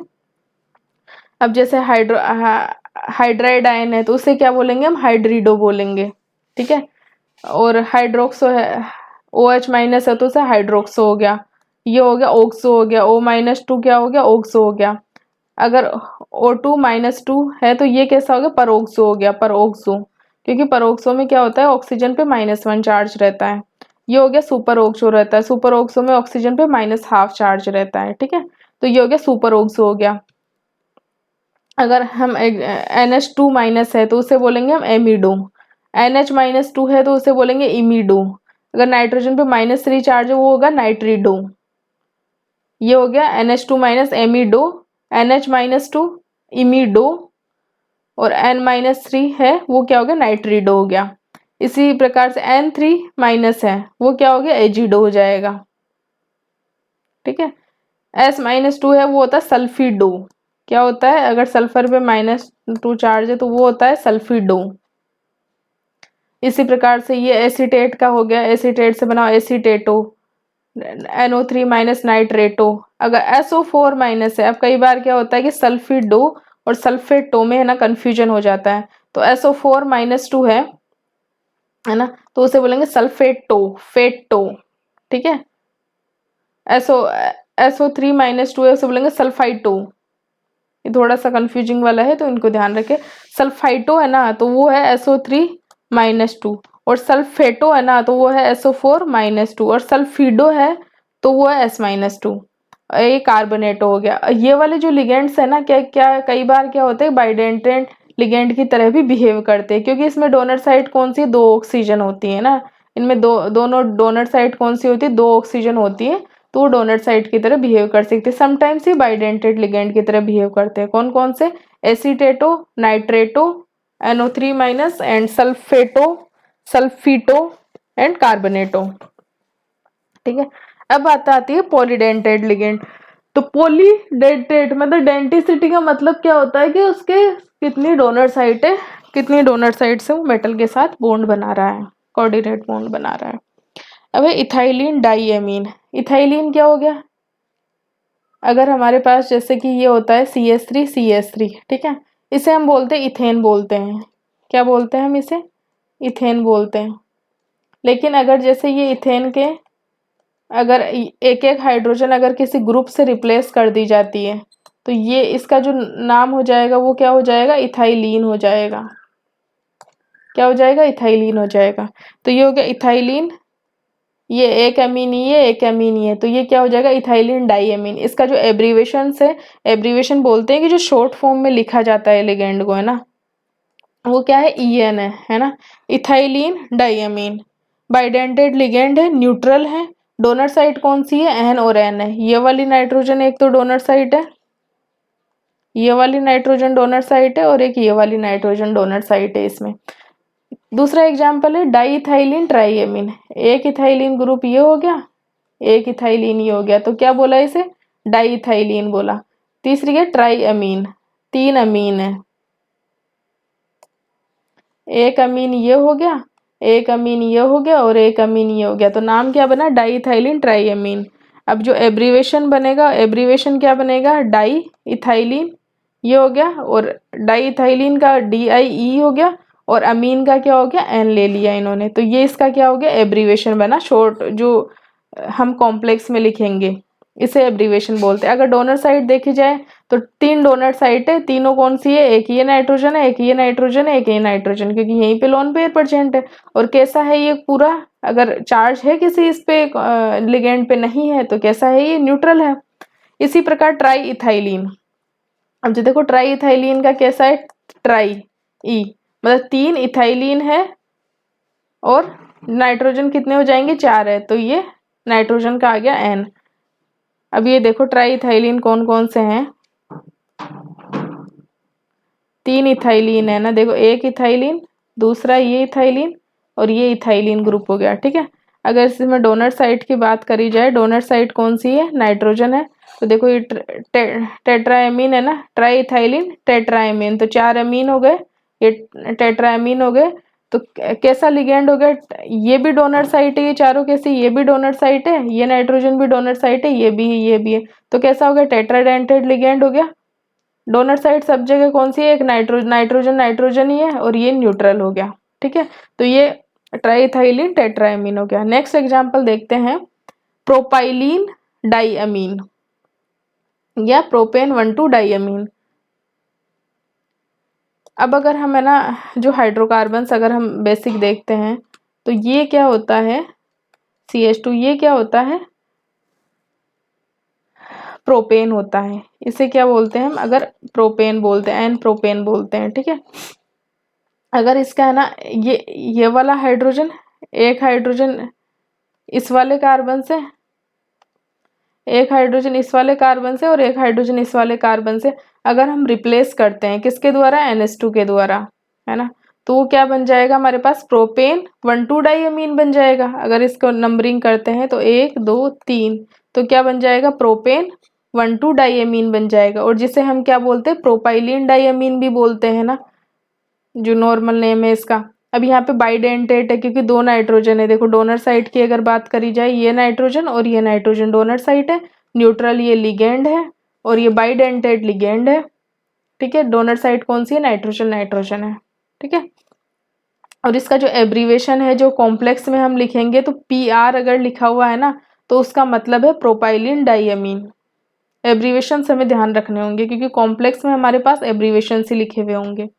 नेक्स्ट एग्जाम्पल है ब्यूटाइलिन डाइअमीन और ब्यूटेन 2,3 डाइअमीन, है ना। अब ब्यूटाइलिन डाइअमीन का एब्रीवेशन क्या है, एब्रीवेशन सबके ध्यान रखने, BN लिखा हुआ है, उसका मतलब है ब्यूटाइलिन डाइअमीन। ठीक है, अब ब्यूटेन क्या होता है, ये N ब्यूटेन हो गया। अगर उसके 2 और 3 पोजीशन पे नाइट्रोजन लगा दिया तो वो क्या कहलाएगा, ब्यूटाइलिन डाइअमीन इसका नाम हो जाएगा। बाइडेंटेड लिगेंड है, ये दो बाइडेंटेड लिगेंड है यहाँ से, और ये न्यूट्रल है ही, कोई चार्ज नहीं है, दोनों डोनर साइड नाइट्रोजन नाइट्रोजन है। अब है आइसोब्यूटाइलिन डाइअमीन। भाई है ना जो हमारा ब्यूटेन है वो ब्यूटेन की क्या आइसोमर्स क्या क्या हो सकते हैं एन ब्यूटेन के, एक तो होता है जो बिल्कुल सारे कार्बन एक स्ट्रेट चेन में लगे हुए रहे तो उन्हें तो बोलते हैं हम एन ब्यूटेन बोलते हैं। लेकिन अगर हमारा ब्यूटेन ये है तो देखो इसमें ये वाला जो ग्रुप है ना इसे हम क्या बोलते हैं, इसे हम बोलते हैं आइसो ग्रुप, है ना। तो ये ब्यूटेन कैसा हो गया, आइसोब्यूटेन ये हो गया। ठीक है, तो अगर आइसोब्यूटेन में अगर यहाँ पे ये H एक है ना वैलेंसी को सेटिस्फाई करने के लिए, अगर इस कार्बन पे, अगर एक इस कार्बन पे और एक इस कार्बन पे, दोनों पे अगर एक एक नाइट्रोजन लगा NH2 लगा दिया जाए तो उसे बोलेंगे हम आइसोब्यूटाइलिन डाइएमीन। और इसका जो एब्रीवेशन होगा, एब्रीवेशन क्या हो गया, IBN। BN तो क्या था, ये ब्यूटाइलिन डाइएमीन का था। अगर I लग गया तो मतलब आइसो है, मतलब इस टाइप की स्ट्रक्चर है, ये स्ट्रक्चर है, मतलब उसमें ब्यूटेन कौन सी फॉर्म में, आइसोब्यूटेन में है, तो आइसो ये इससे बनने वाला जो ये हो गया आइसोब्यूटाइलिन डाइएमीन हो गया। डोनर साइड पता है कि यहाँ पे भी ये नाइट्रोजन है डोनर साइड और यहाँ पे भी ये नाइट्रोजन है। ठीक है, और ये कैसा है, बाइडेंटेड लिगेंड, दो नाइट्रोजन डोनर साइड है, न्यूट्रल ये है ही। तो ये कैसा हो जाएगा, आइसोब्यूटाइलिन डाइएमीन हो गया। जिससे एब्रीवेशन इंपॉर्टेंट है क्योंकि कॉम्प्लेक्स में एब्रीवेशन लिखा रहेगा। तो अगर IBN लिखा हुआ है तो हमें समझ में आना चाहिए कि ये बाइडेंटेड लिगेंड है, इसमें ब्यूटाइलिन है और वो है ना मतलब ब्यूटेन है और वो आइसोफॉर्म में है, और उसकी 1,2 पोजीशन पे क्या लगे हुए हैं, एमिनो ग्रुप लगे हुए हैं। अब ये है साइक्लोहेक्सेन, ये होता है साइक्लोहेक्सेन 1,2 डाइएमीन। यहाँ पे एक NH2 ग्रुप हो गया 1 और 2 पोजीशन पे। ठीक है, तो ये हो गया साइक्लोहेक्सेन 1,2 डाइएमीन। ये डोनर साइट है नाइट्रोजन और एक ये डोनर साइट है, तो कैसा हो गया, बाइडेंटेड हो गया, न्यूट्रल हो गया, डोनर साइट नाइट्रोजन नाइट्रोजन हो गया। अब आता है एब्रीवेशन, तो एब्रीवेशन कैसे लिखा, देखो साइक्लोहेक्सेन का एब्रीवेशन लिखा है इन्होंने CHX। ये क्या है, साइक्लोहेक्सेन को रिप्रेजेंट कर रहा है, और ये N है, ये नाइट्रोजन को मतलब दो नाइट्रोजन को रिप्रेजेंट कर रहा है। तो ये हो गया साइक्लोहेक्सेन डाइएमीन। एक होता है TMEN, देखो TM का T for tetra, M for methyl, E for ethane और N फॉर एमीन है। लेकिन हमें सब में ध्यान रखना होगा कि संख्या कितनी है एमीन की, क्योंकि एमीन की संख्या इनसे पता नहीं चलती है। अब जैसे ये है टेट्रामिथाइलिन, इस नाइट्रोजन से 2 मिथाइलिन लगे हुए, इससे ये 2 मिथाइलिन लगे हुए, तो और ये वाला ग्रुप कौन सा हो गया, ये इथाइलिन हो गया। ठीक है, तो इसका नाम क्या हो गया, टेट्रामिथाइलिन, टेट्रामिथाइल, ये दो मिथाइल, ये 2 मिथाइल है, तो ये तो हो गया टेट्रामिथाइल। इथेन हो गया ये वाला, और 1,2 डाइअमीन, अगर इसका 1 और ये 2, तो ये 1,2 डाइअमीन, 2 नाइट्रोजन है ना, तो नाम क्या हो गया, सॉरी, ये 2 नाइट्रोजन डोनर साइट है, तो नाम क्या हो जाएगा, बाइडेंडेड नाइट्रोजन, नाइट्रोजन डोनर साइट है, न्यूट्रल है ही, और इसका एब्रीवेशन इंपॉर्टेंट है सबसे ज्यादा। जैसे एब्रीवेशन हमने लिखा TMEN, तो इसको मेरे को समझना होगा कि टेट्रामिथाइल मतलब 2 नाइट्रोजन, ये मिथाइल, ये मिथाइल, ये मिथाइल, ये मिथाइल, टेट्रामिथाइल इथाइन, इथाइलिन, तो ये इथाइलिन हो गया, और 1,2 डाइअमीन, तो ये हमारा टोटल TMEN हो गया। तो एब्रीवेशन ध्यान रखना होगा, कॉम्प्लेक्स में एब्रीवेशन ही लिखा रहेगा, उससे हमें डेंटिसिटी पता होनी चाहिए। नेक्स्ट है 2,2 बाइपाइरिड, 2 डेज बाइपाइरिडीन, तो इसमें डोनर साइट कौन सी है, नाइट्रोजन है, ये एक डोनर साइट है, ये डोनर साइट है। अगर इसका नोमेनक्लेचर अगर हम है ना ऐसे बाईसाइक्लिक कंपाउंड्स के करते हैं, तो ये देखो 1 2 3 4 5 6 एक रिंग की, फिर ये इधर से अब इसी वाले कार्बन को 2 क्यों करेंगे, क्योंकि इससे ये जुड़ा हुआ है, तो 1,2 डेज हो गया। तो यहाँ पे अगर इसकी पोजीशन देखी जाए, तो ये जो इनकी इस कार्बन कार्बन बॉन्ड की पोजीशन के अकॉर्डिंग इनका नाम पड़ा है 2 डेज बाइपाइरिडीन, और इसमें डोनर साइड देखी जाए तो नाइट्रोजन नाइट्रोजन है, बाइडेंटेट लिगेंड है। एक होता है ऑर्थोफिनेंथ्रीन, ये होता है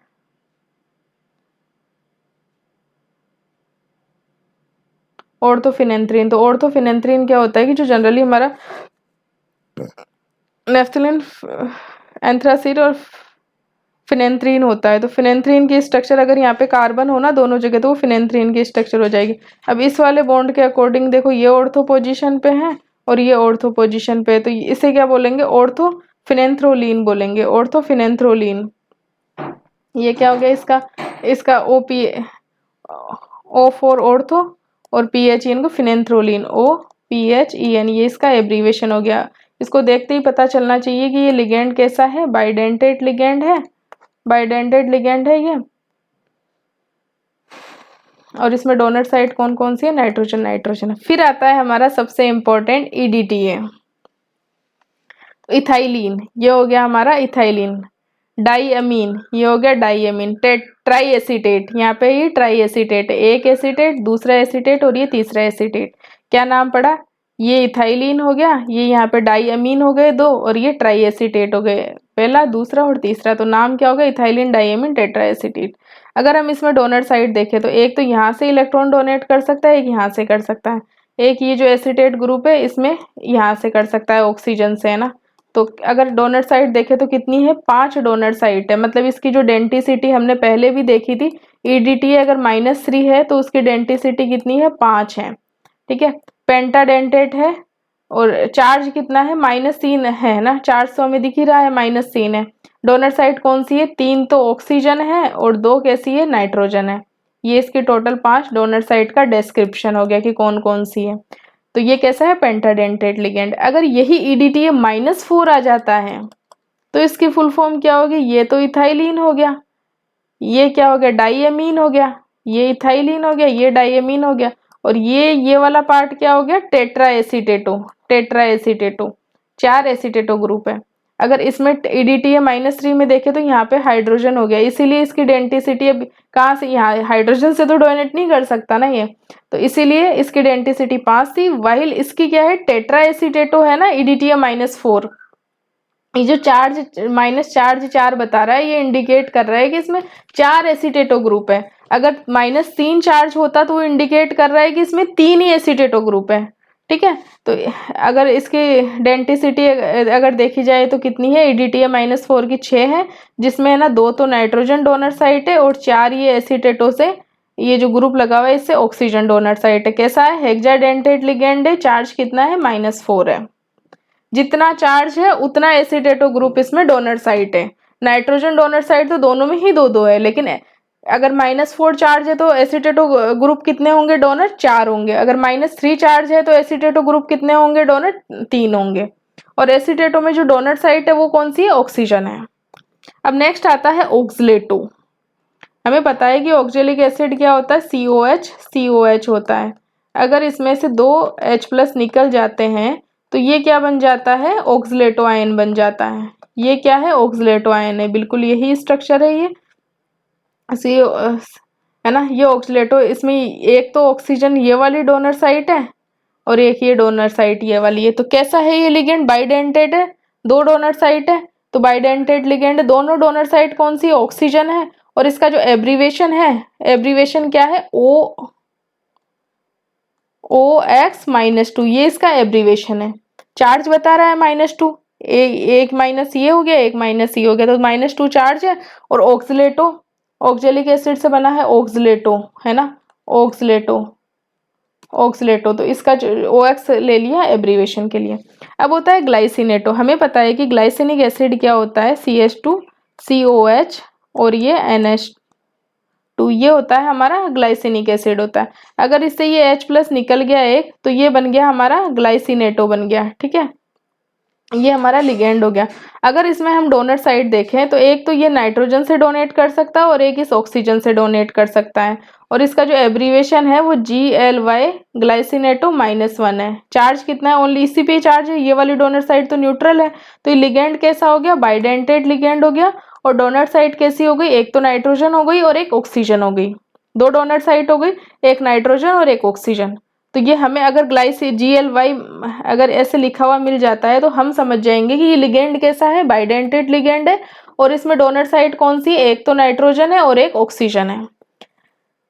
देन नेक्स्ट इंपॉर्टेंट आता है एसिटाइल एसीटोनेटो। नेक्स्ट लिगेंड है एसिटाइल एसीटोनेटो। तो इसमें अगर ये एसिटाइल, देखो ये एसीटोन है, ये एसीटोन है और ये एसाइल ग्रुप है, जिसे है ना CH3 कार्बोनाइल, इस ग्रुप को क्या बोलते हैं, एसाइल बोलते हैं, ठीक है, या फिर एसिटाइल बोलते हैं, एसाइल या एसिटाइल बोलते हैं ना। तो एसिटाइल एसीटोनेटो मतलब इसी के साथ अगर ये यहाँ पे CH2, अगर ये एसीटोन ग्रुप लग जाए एसाइल ग्रुप के साथ, ये एसाइल ग्रुप है, इसके साथ ये एसीटोन लग जाए तो ये क्या बन जाएगा, एसिटाइल एसीटोन बन जाएगा। ये क्या बन गया, एसिटाइल एसीटोन बन गया। अब देखो अगर है ना ये CH2 ग्रुप है ना, तो अगर इसका एक H निकल जाए, जैसे कि यहाँ पे 2 H है, अगर इसका ये एक H+ निकल जाएगा तो यहाँ पे क्या आ जाएगा, माइनस चार्ज आ जाएगा। अभी माइनस चार्ज इधर भी डिलोकेलाइज हो सकता है और ये इधर भी डिलोकेलाइज हो सकता है। और ये जो एसिड, ये वाली जो हाइड्रोजन है ना, हाईली एसिडिक रहती है, क्योंकि ये भी इलेक्ट्रॉन विड्रॉइंग ग्रुप है और ये भी एक इलेक्ट्रॉन विड्रॉइंग ग्रुप है, इसलिए क्या होती है कि ये एसिडिक हो जाती है। अब जब है ना इसका है ना, जब इस लोन पेयर का ये सॉरी इस नेगेटिव चार्ज का डिलोकेलाइजेशन होएगा, तो जैसे कि इस साइड अगर डिलोकेलाइजेशन हो रहा है, ये स्ट्रक्चर बन गई, तो ये वाली स्ट्रक्चर क्या होती है, इसे बोलते हैं एसिटाइल एसीटोनेटो। क्या बोलते हैं इसे, एसिटाइल एसीटोनेटो। ये लिगेंड हो गया। अब इस पे देखो -1 चार्ज है, तो इसका जो एब्रीवेशन है वो क्या है, AC एसिटाइल एसीटोनेटो -1 चार्ज, ये इसका क्या है, एब्रीवेशन है।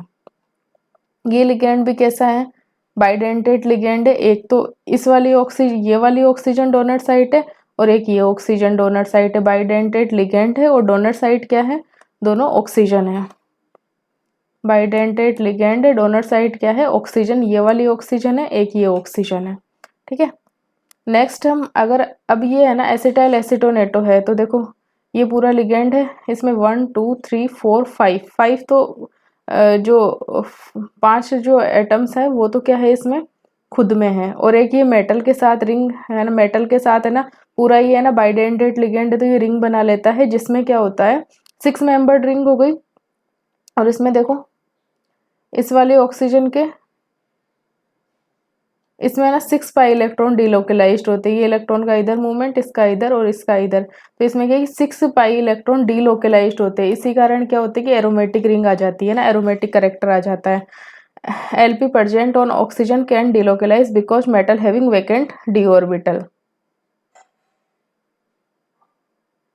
ड्यू टू दिस क्या होता है कि एरोमेटिसिटी आ जाती है, ठीक है, क्या आ जाती है, एरोमेटिसिटी आ जाती है। Because of the presence of aromaticity extra stability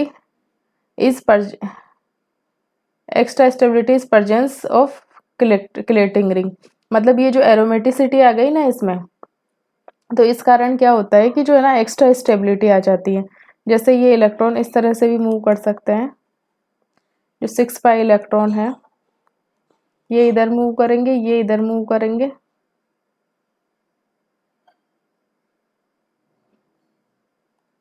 इसका चलो बाद में। जो 6 पाई इलेक्ट्रॉन है ना ये वाले, ये और ये क्या है कि डिलोकेलाइज होते रहते हैं इसमें पूरे, है ना, इन सब पे। और मेटल के पास क्या होता है कि वैकेंट क्या होता है, डी ऑर्बिटल होते हैं। तो ये मेटल एटम पे भी जा सकते हैं और इन पूरे का एटम्स पे क्या होता है कि 6 एटम्स पे ये पाई इलेक्ट्रॉन क्या होते हैं कि डिलोकेलाइज होते रहते हैं।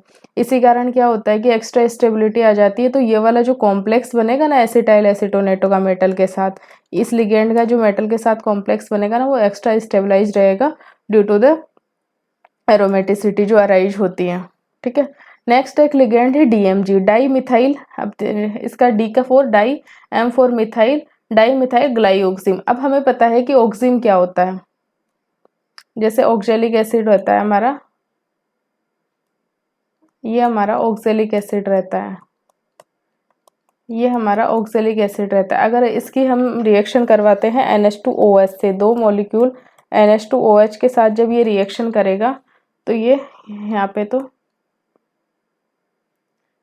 ये तो सिंपल है ना, ये तो क्या है, सिंपल ग्लायो ऑक्जेलिक एसिड है, ठीक है, ऑक्जेलिक एसिड है। जब इसकी रिएक्शन अगर है ना NH2OH से करवाई जाती है तो ये क्या बनेगा, यहाँ पे COH, ये जो है ना एक H2O निकल जाएगा NOH, जैसे कि ये डबल बॉन्ड O था इसका प्लस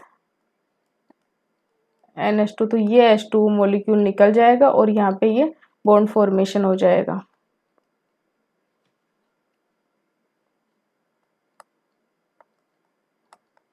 ये तो क्या है, ग्लाइओक्सिम है ना, ग्लाइओक्सिलिक एसिड से हमने क्या बना लिया, ग्लाइओक्सिम बना लिया। लेकिन अगर जैसे ये ग्लाइओक्सल है,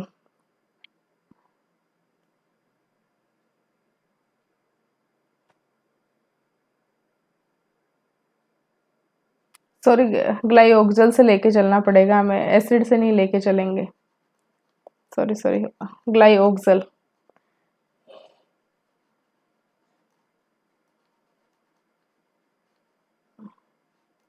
ये थोड़ा सा रोंग बता दिया। ये जो ग्लाइओक्सल है ना, ये ग्लाइओक्सल है ना, तो इसकी रिएक्शन अगर हम जब NH2OH से करवाई जाती है, हाइड्रोक्सिल अमीन बोलते हैं इसे, हाइड्रोक्सिल अमीन के साथ अगर इसकी रिएक्शन करवाई जाती है, हाइड्रोक्सिल अमीन के साथ रिएक्शन करवाई जाती है तो ये क्या होगा, ये जैसे ये H2O मॉलिक्यूल बाहर निकल जाएंगे, तो इस तरह से ना 2 H2O मॉलिक्यूल बाहर निकल जाएंगे और इससे ये क्या बनेगा, अगर यहाँ पे है ना ये ग्लाइओक्सल है ना, अगर इस H की जगह अगर मिथाइल लगा देंगे ना तो ये क्या हो जाएगा, मिथाइल ग्लाइओक्सल हो जाएगा। इसका नाम क्या होगा, मिथाइल ग्लाइओक्सल हो जाएगा। अब मिथाइल ग्लाइओक्सल की रिएक्शन है ना हाइड्रोक्सिल अमीन के साथ करवाई जाएगी तो ये क्या बन गया, डाई मिथाइल ग्लाइओक्सिम बन गया। जैसे डाई मिथाइल, ये पूरा ऑक्सिम था, ग्लाइओक्सिम था, तो ये डाई मिथाइल ग्लाइओक्सिम बन गया। अब इसकी रिएक्शन बेस के साथ करवाई जाती है तो क्या होगा कि ये जो एक H+ है ना वो निकाल लेगा, जो एसिडिक H होगी, तो ये बन गया डाई मिथाइल ग्लाइओक्सीमेटो। ये हमारा लिगेंड है डाई मिथाइल ग्लाइओक्सीमेटो, DMG-1 जिसे बोलते हैं। तो ये है हमारा DMG डाई मिथाइल ग्लाइओक्सीमेटो। क्या स्ट्रक्चर बनी है इसकी, ये वाली स्ट्रक्चर है। अब इसमें आप देखते हो बाइडेंटेट लिगेंड है, डोनर साइट। अब यहाँ पे इम्पोर्टेंट है कि आप ऑक्सीजन के चक्कर में कंफ्यूज हो सकते हो, लेकिन यहाँ पे DMG है, उसमें डोनर साइट क्या है, 2 नाइट्रोजन है। बाइडेंटेट लिगेंड है और डोनर साइट क्या है, दोनों नाइट्रोजन है, ठीक है। ये डाई मिथाइल हो गया और ये ग्लाइओक्सीमेटो, ये पूरा ग्रुप हो गया, है ना, डाई मिथाइल ग्लाइओक्सीमेटो। तो ये लिगेंड हो गया। DMG कैसा है, बाइडेंटेट लिगेंड है। डोनर साइट कौन सी है, नाइट्रोजन है, ये डोनर साइट है इसकी, है ना। ये इंपॉर्टेंट है इसमें क्योंकि इसमें ऑक्सीजन भी प्रेजेंट है तो कंफ्यूजन हो सकता है अगर पता नहीं हो तो। अब जैसे है ना निकल डीएमजी का कॉम्प्लेक्स बहुत ज़्यादा फेमस है ना, NiCl2 होता है, इसमें निकल है ना +2 ऑक्सीडेशन स्टेट में, इसीलिए ये कैसा होता है, ग्रीन कलर होता है डी ट्रांजिशन के कारण। ठीक है, अब इसमें है ना डीएमजी के साथ जब रिएक्शन करवाई जाती है इन द प्रेजेंस ऑफ ए, ये क्या है, हाइड्रोक्सिल, जो ये बेस ही है ना, बेस के प्रेजेंस में इससे क्या होगा, DMG-1 ये लिगेंड हमारा बन जाएगा, डाईमिथाइल ग्लाइऑक्सीमेटो। अब जैसे ये बाइडेंटेट लिगेंड है, हमें पता है, जैसे कि ये निकल हो गया और ये हमारा जैसे ये हमारा है ना नाइट्रोजन डोनर साइट हो गई, एक साइड ऑक्सीजन माइनस लगा हुआ है ना, ये तो ऑक्सीजन माइनस है ना, और ये इधर देखो पूरा OH ग्रुप लगा हुआ है ना। इसी प्रकार दूसरा जो DMG मॉलिक्यूल है वो भी बाइडेंटेट लिगेंड है। तो अब यहाँ पे क्या है कि इस हाइड्रोजन और इस ऑक्सीजन माइनस के बीच में ये वाली जो बॉन्डिंग है ना, ये कौन सी है, हाइड्रोजन बॉन्डिंग है। तो वैसे तो है ना कितनी रिंग होनी चाहिए थी, एक और 2 रिंग होनी चाहिए थी। ये कितनी मेंबर्ड रिंग है, 1 2 3 4 5, ये 5 मेंबर्ड रिंग है। तो 5 मेंबर्ड रिंग तो कितनी है, 2 है। लेकिन इस हाइड्रोजन बॉन्डिंग के कारण देखो 1 2 3 4 5 6, ये 6 मेंबर्ड रिंग बन गई, 6 मेंबर्ड रिंग ए, और इसी प्रकार से 6 मेंबर्ड रिंग बी बन गई। अब जैसे है ना निकल NiCl2 कैसा था, ग्रीन था है ना, और जब इसकी रिएक्शन किससे करवाई, DMG से करवाई, DMG से अगर इसकी रिएक्शन करवाई हमने DMG-1 से, तो इसका कैसा रेड कॉम्प्लेक्स बना है, रेड कलर का। वो रेड कलर का कौन सा कॉम्प्लेक्स है, निकल DMG2 ये कॉम्प्लेक्स है। अब देखो DMG पे ना ये क्या है हमारा कॉम्प्लेक्स, निकल DMG2। अब DMG पे हमारा हमें पता है कि डाईमिथाइल ग्लाइऑक्सीमेटो पे -1 चार्ज है ना, तो अगर निकल देखा जाए तो कौन सी ऑक्सीडेशन स्टेट में है, +2 ऑक्सीडेशन स्टेट में है। अब यहाँ पे देखो 2 5 मेंबर्ड रिंग है, ठीक है, 4 किलेट रिंग है टोटल, ठीक है, 4 किलेट रिंग है, देखो 1 2 3 और 4, ये 4 किलेट रिंग है। अब 4 किलेट रिंग में से 2 तो 5 मेंबर्ड रिंग है ना,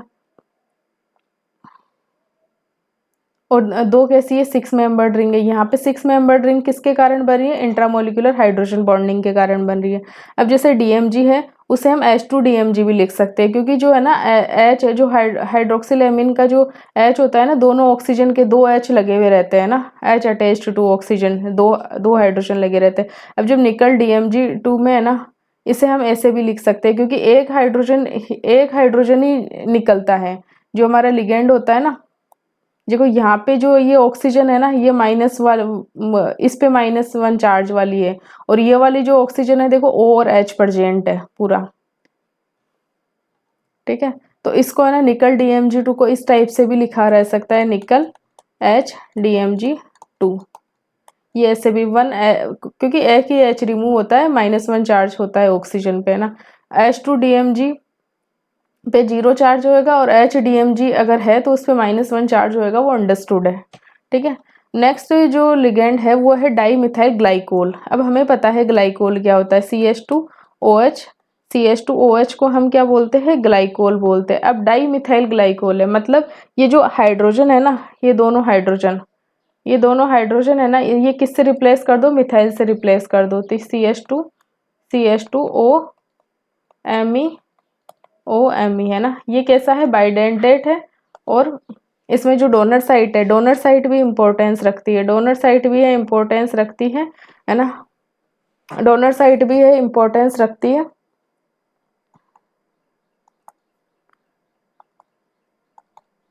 ठीक है। डोनर साइट कौन सी है, ऑक्सीजन है। अब नेक्स्ट एग्जांपल है ट्राई मिथाइलिन डाईएमीन, TN लिखा हुआ रहता है एब्रीवेशन इसका डाईमिथाइल ग्लाइकोल का जो एब्रीवेशन रहता है ना, ग्लाईएमी रहता है ना, ठीक है। अब जो ट्राई मिथाइल डाईअमीन है, ट्राई मिथाइल डाईअमीन है ना, तो ये हो गया ट्राई मिथाइल, ये 3 है, CH2 ग्रुप लगे हुए, तो इसे बोल दिया ट्राई मिथाइलिन, और ये 2 NH2 ग्रुप लगे हुए, तो डाईअमीन हो गया है ना, ठीक है। तो यहाँ पे डोनर साइट कौन सी होगी, नाइट्रोजन ही रहेगी, और ये बाइडेंटेट लिगेंड है। अब जैसे कि ना ये होता है प्रोपाइलीन होता है, जैसे CH3 CH डबल बॉन्ड वो है ना, ये क्या होता है, प्रोपाइलीन होता है। अब प्रोपाइलीन में अगर इस वाली पोजीशन पे अगर 1 और 2 पोजीशन पे अगर वो लग जाए ना, NH2 ग्रुप लग जाएंगे है ना, तो उसे बोलेंगे प्रोपाइलीन 1,2 डाईएमीन, या फिर इसे PR से ऊपर दिखाया गया है, ये ऊपर वाले का एक्सप्लेनेशन है ये। जो प्रोपाइलिन था ना उसका एक्सप्लेनेशन है ये, काफी ऊपर था बाइडेंटेट लिगेंड में। जैसे ये था ना प्रोपाइलिन, ये प्रोपाइलिन डाइएमीन था ना, तो जो प्रोपाइलिन क्या होता है उसकी स्ट्रक्चर थी, ये होता है, ये होता है प्रोपाइलिन होता है।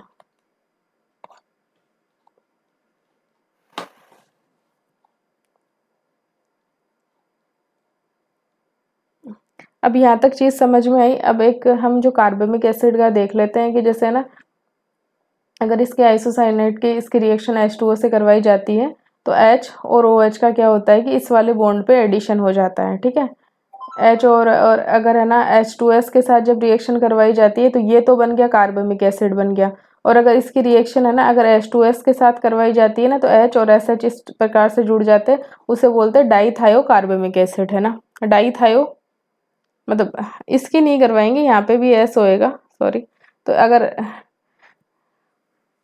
तो इसे क्या बोल देंगे, अगर है ना अगर सल्फर वाले के H2S के साथ रिएक्शन करवाने से है ना थायोकार्बोनाइल की रिएक्शन करवाएंगे तो डाईथायोकार्बोनाइल बन जाएगा।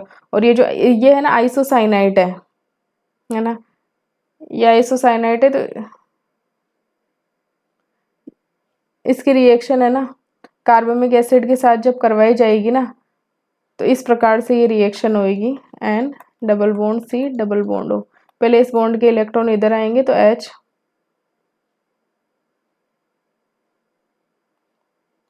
प्लस और OH माइनस।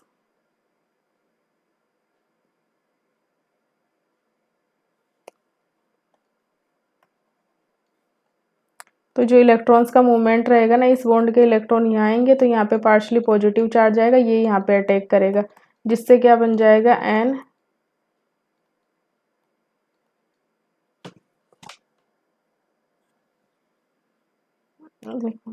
अगर ये लग गया है ना, ठीक है।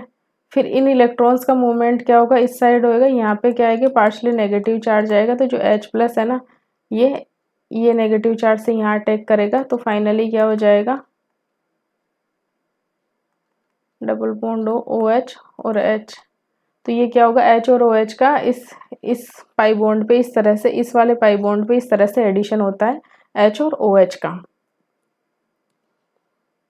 अगर हम देखते हैं कि जब है ना ये अल्कोहल है, इसकी रिएक्शन सोडियम के साथ करवाई जाती है तो ये जो एसिडिक हाइड्रोजन होती है इसको क्या है कि H है ना H2 की फॉर्म में ये निकाल देता है ना एसिडिक हाइड्रोजन को, और ये क्या बन गया एल्कोक्साइड बन गया, sodium alkoxide RO minus Na plus. अब इसकी रिएक्शन है ना CH2 से करवाई जाती है ना, तो इस पे क्या होगा, इस वाले पे कार्बन पे क्या होगा पार्शली पॉजिटिव चार्ज रहेगा, ये न्यूक्लियोफाइल इस पे अटैक करेगा, और फिर उसके बाद में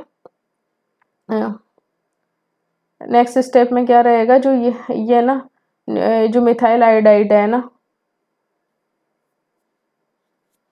मिथाइल पे कैसा चार्ज है, अगर ये ना मोर इलेक्ट्रॉन नेगेटिव है तो इस पे पार्शली पॉजिटिव चार्ज है, तो ये इलेक्ट्रोफाइल इस सल्फर पे अटैक करेगा, ये Na प्लस बाहर निकल जाएगा, तो ये बन जाएगा ना, ये जो बना इसे क्या बोलते हैं जेनथेट बोलते हैं। ये क्या बन गया जेनथेट बन गया, C डबल बॉन्ड SMe इसी कार्बन से लगा हुआ, तो इस तरह से क्या है कि जेनथेट बनते हैं। अब जेनथेट से क्या बनेगा, हम जेनथेटो लिगेंड बनाएंगे। क्या था हमारे पास जेनथेट ROC डबल बॉन्ड SMe, ये था हमारे पास जेनथेट, ठीक है। तो इसी से अगर है ना ये जेनथेटो लिगेंड बनेगा, ये तो क्या था जेनथेट था, तो इसी से क्या हो गया ये जेनथेटो लिगेंड हो गया। इस पे क्या है कि -1 चार्ज है, ये जो ये वाला है ना, ये वाली स्ट्रक्चर ये वाली है ना जेनथेट लिगेंड है, ठीक है। फिर है नेक्स्ट लिगेंड है NN dimethyl dithiocarbamato, NN NN di ethyl, दो इथाइल लगे हुए हैं, डाईथायो कार्बोमेटो, तो ये लिगेंड हो गया एक। इसे कैसे किससे रिप्रेजेंट कर देते हैं, NN डाईथायो कार्बोनेटो। इसमें जो डोनर साइड कौन सी है, दोनों में डोनर साइड क्या है सल्फर है, पे भी सल्फर है, यहाँ पे भी सल्फर है, इसमें भी है ना जो डोनर साइड है ना, इसमें भी डोनर साइड सल्फर है, इसमें भी डोनर साइड सल्फर है, ठीक है। और ये कैसा लिगेंड है, बाइडेंटेड लिगेंड है, चार्ज कैसा है, -1 है। नेक्स्ट लिगेंड है एक बाईयूरेट, है ना, बाईयूरेट। तो इसमें जो डोनर साइट, ये भी बाइडेंटेड लिगेंड, ये ऑक्सीजन और ऑक्सीजन डोनर साइट है। जैसे यूरिया होता है ना, अगर इसको याद रखने का तरीका होता है, यूरिया होता है हमारा ये NH2 NH2, है ना। तो देखो अगर इन जनरल एक देखा जाए तो दो यूरिया यूनिट्स का जब अगर है ना आपस में कॉम्बिनेशन होता है, तो जैसे ये NH2 होएगा तो यहाँ से क्या होएगा, एक अमोनिया मोलिक्यूल निकल गया, माइनस अमोनिया, ये इधर लगा हुआ था C+O NH2 से, ठीक है। तो इसी तरह से क्या हो गया कि अगर इससे अमोनिया निकल गया तो इससे जो बनने वाली स्ट्रक्चर है वो कैसी बनेगी,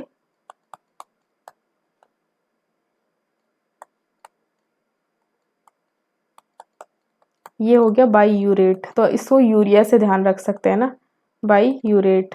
अब इसमें हमेशा डोनर साइट्स का ध्यान रखना इंपॉर्टेंस है, क्योंकि यहाँ पे नाइट्रोजन भी और ऑक्सीजन है, लेकिन इसमें जो डोनर साइट होती है वो कौन सी होती है, ऑक्सीजन होती है, ठीक है। अब होता है बाईगुआनाइड, बाईगुआनाइड जिसको है ना एब्रीवेशन क्या है, बाईयूरेट का एब्रीवेशन तो लिखा नहीं है इसमें, है ना। बाईगुआनाइड का जो एब्रीवेशन है H, बाईगुआनाइड BIG बाईगुआनाइड है। तो यहाँ पे जो डोनर साइट रहेगी ना सेम बाईयूरेट जैसा है, लेकिन यहाँ पे डोनर साइट जहाँ पे डबल बॉन्ड ऑक्सीजन लगा हुआ है, यहाँ पे डबल बॉन्ड NH लगा हुआ है। तो जो बाईगुआनाइड है ना उसमें जो बाईगुआनाइड में क्या है कि जो बाइडेंटेट लिगेंड है, तो इसमें डोनर साइट क्या है, नाइट्रोजन है, और ये भी न्यूट्रल है। ऑक्सीन, ये ऑक्सीजन की स्ट्रक्चर है, और इसमें एक तो ये ऑक्सीजन है और एक ये नाइट्रोजन है, तो और चार्ज क्या है, -1 है। तो इसकी ये स्ट्रक्चर ध्यान रख लेना ऑक्सीजन की, और इसमें बाइडेंटेट लिगेंड है, नाइट्रोजन और ऑक्सीजन डोनर साइट है, चार्ज है -1।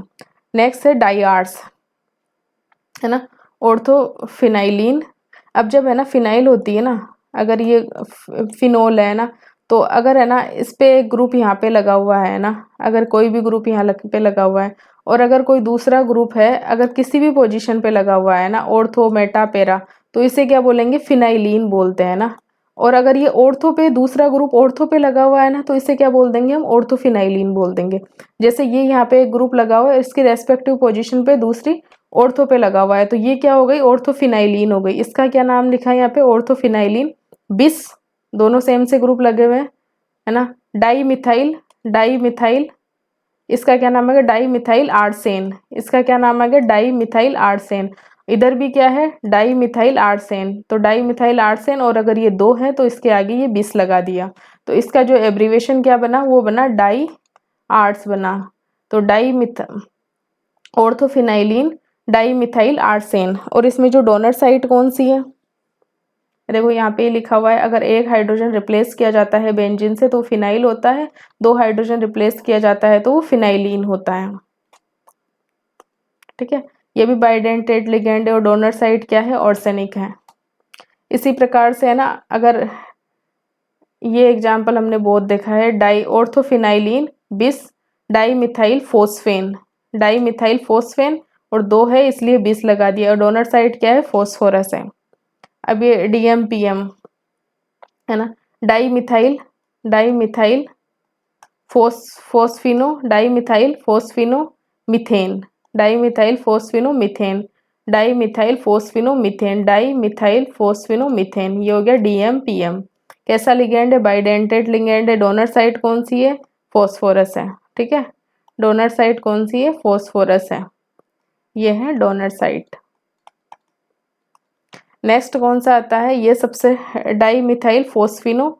अब यहाँ पे क्या है, वहाँ पे मीथेन था, और अगर यहाँ पे इथेन है तो इसे लिख देंगे, इथेन लिख देंगे। सेम ये इथेन वाली स्ट्रक्चर हो गई है ना, सेम क्या है, डोनर साइट, ये दोनों जो फोस्फोरस है ये क्या है, डोनर साइट है।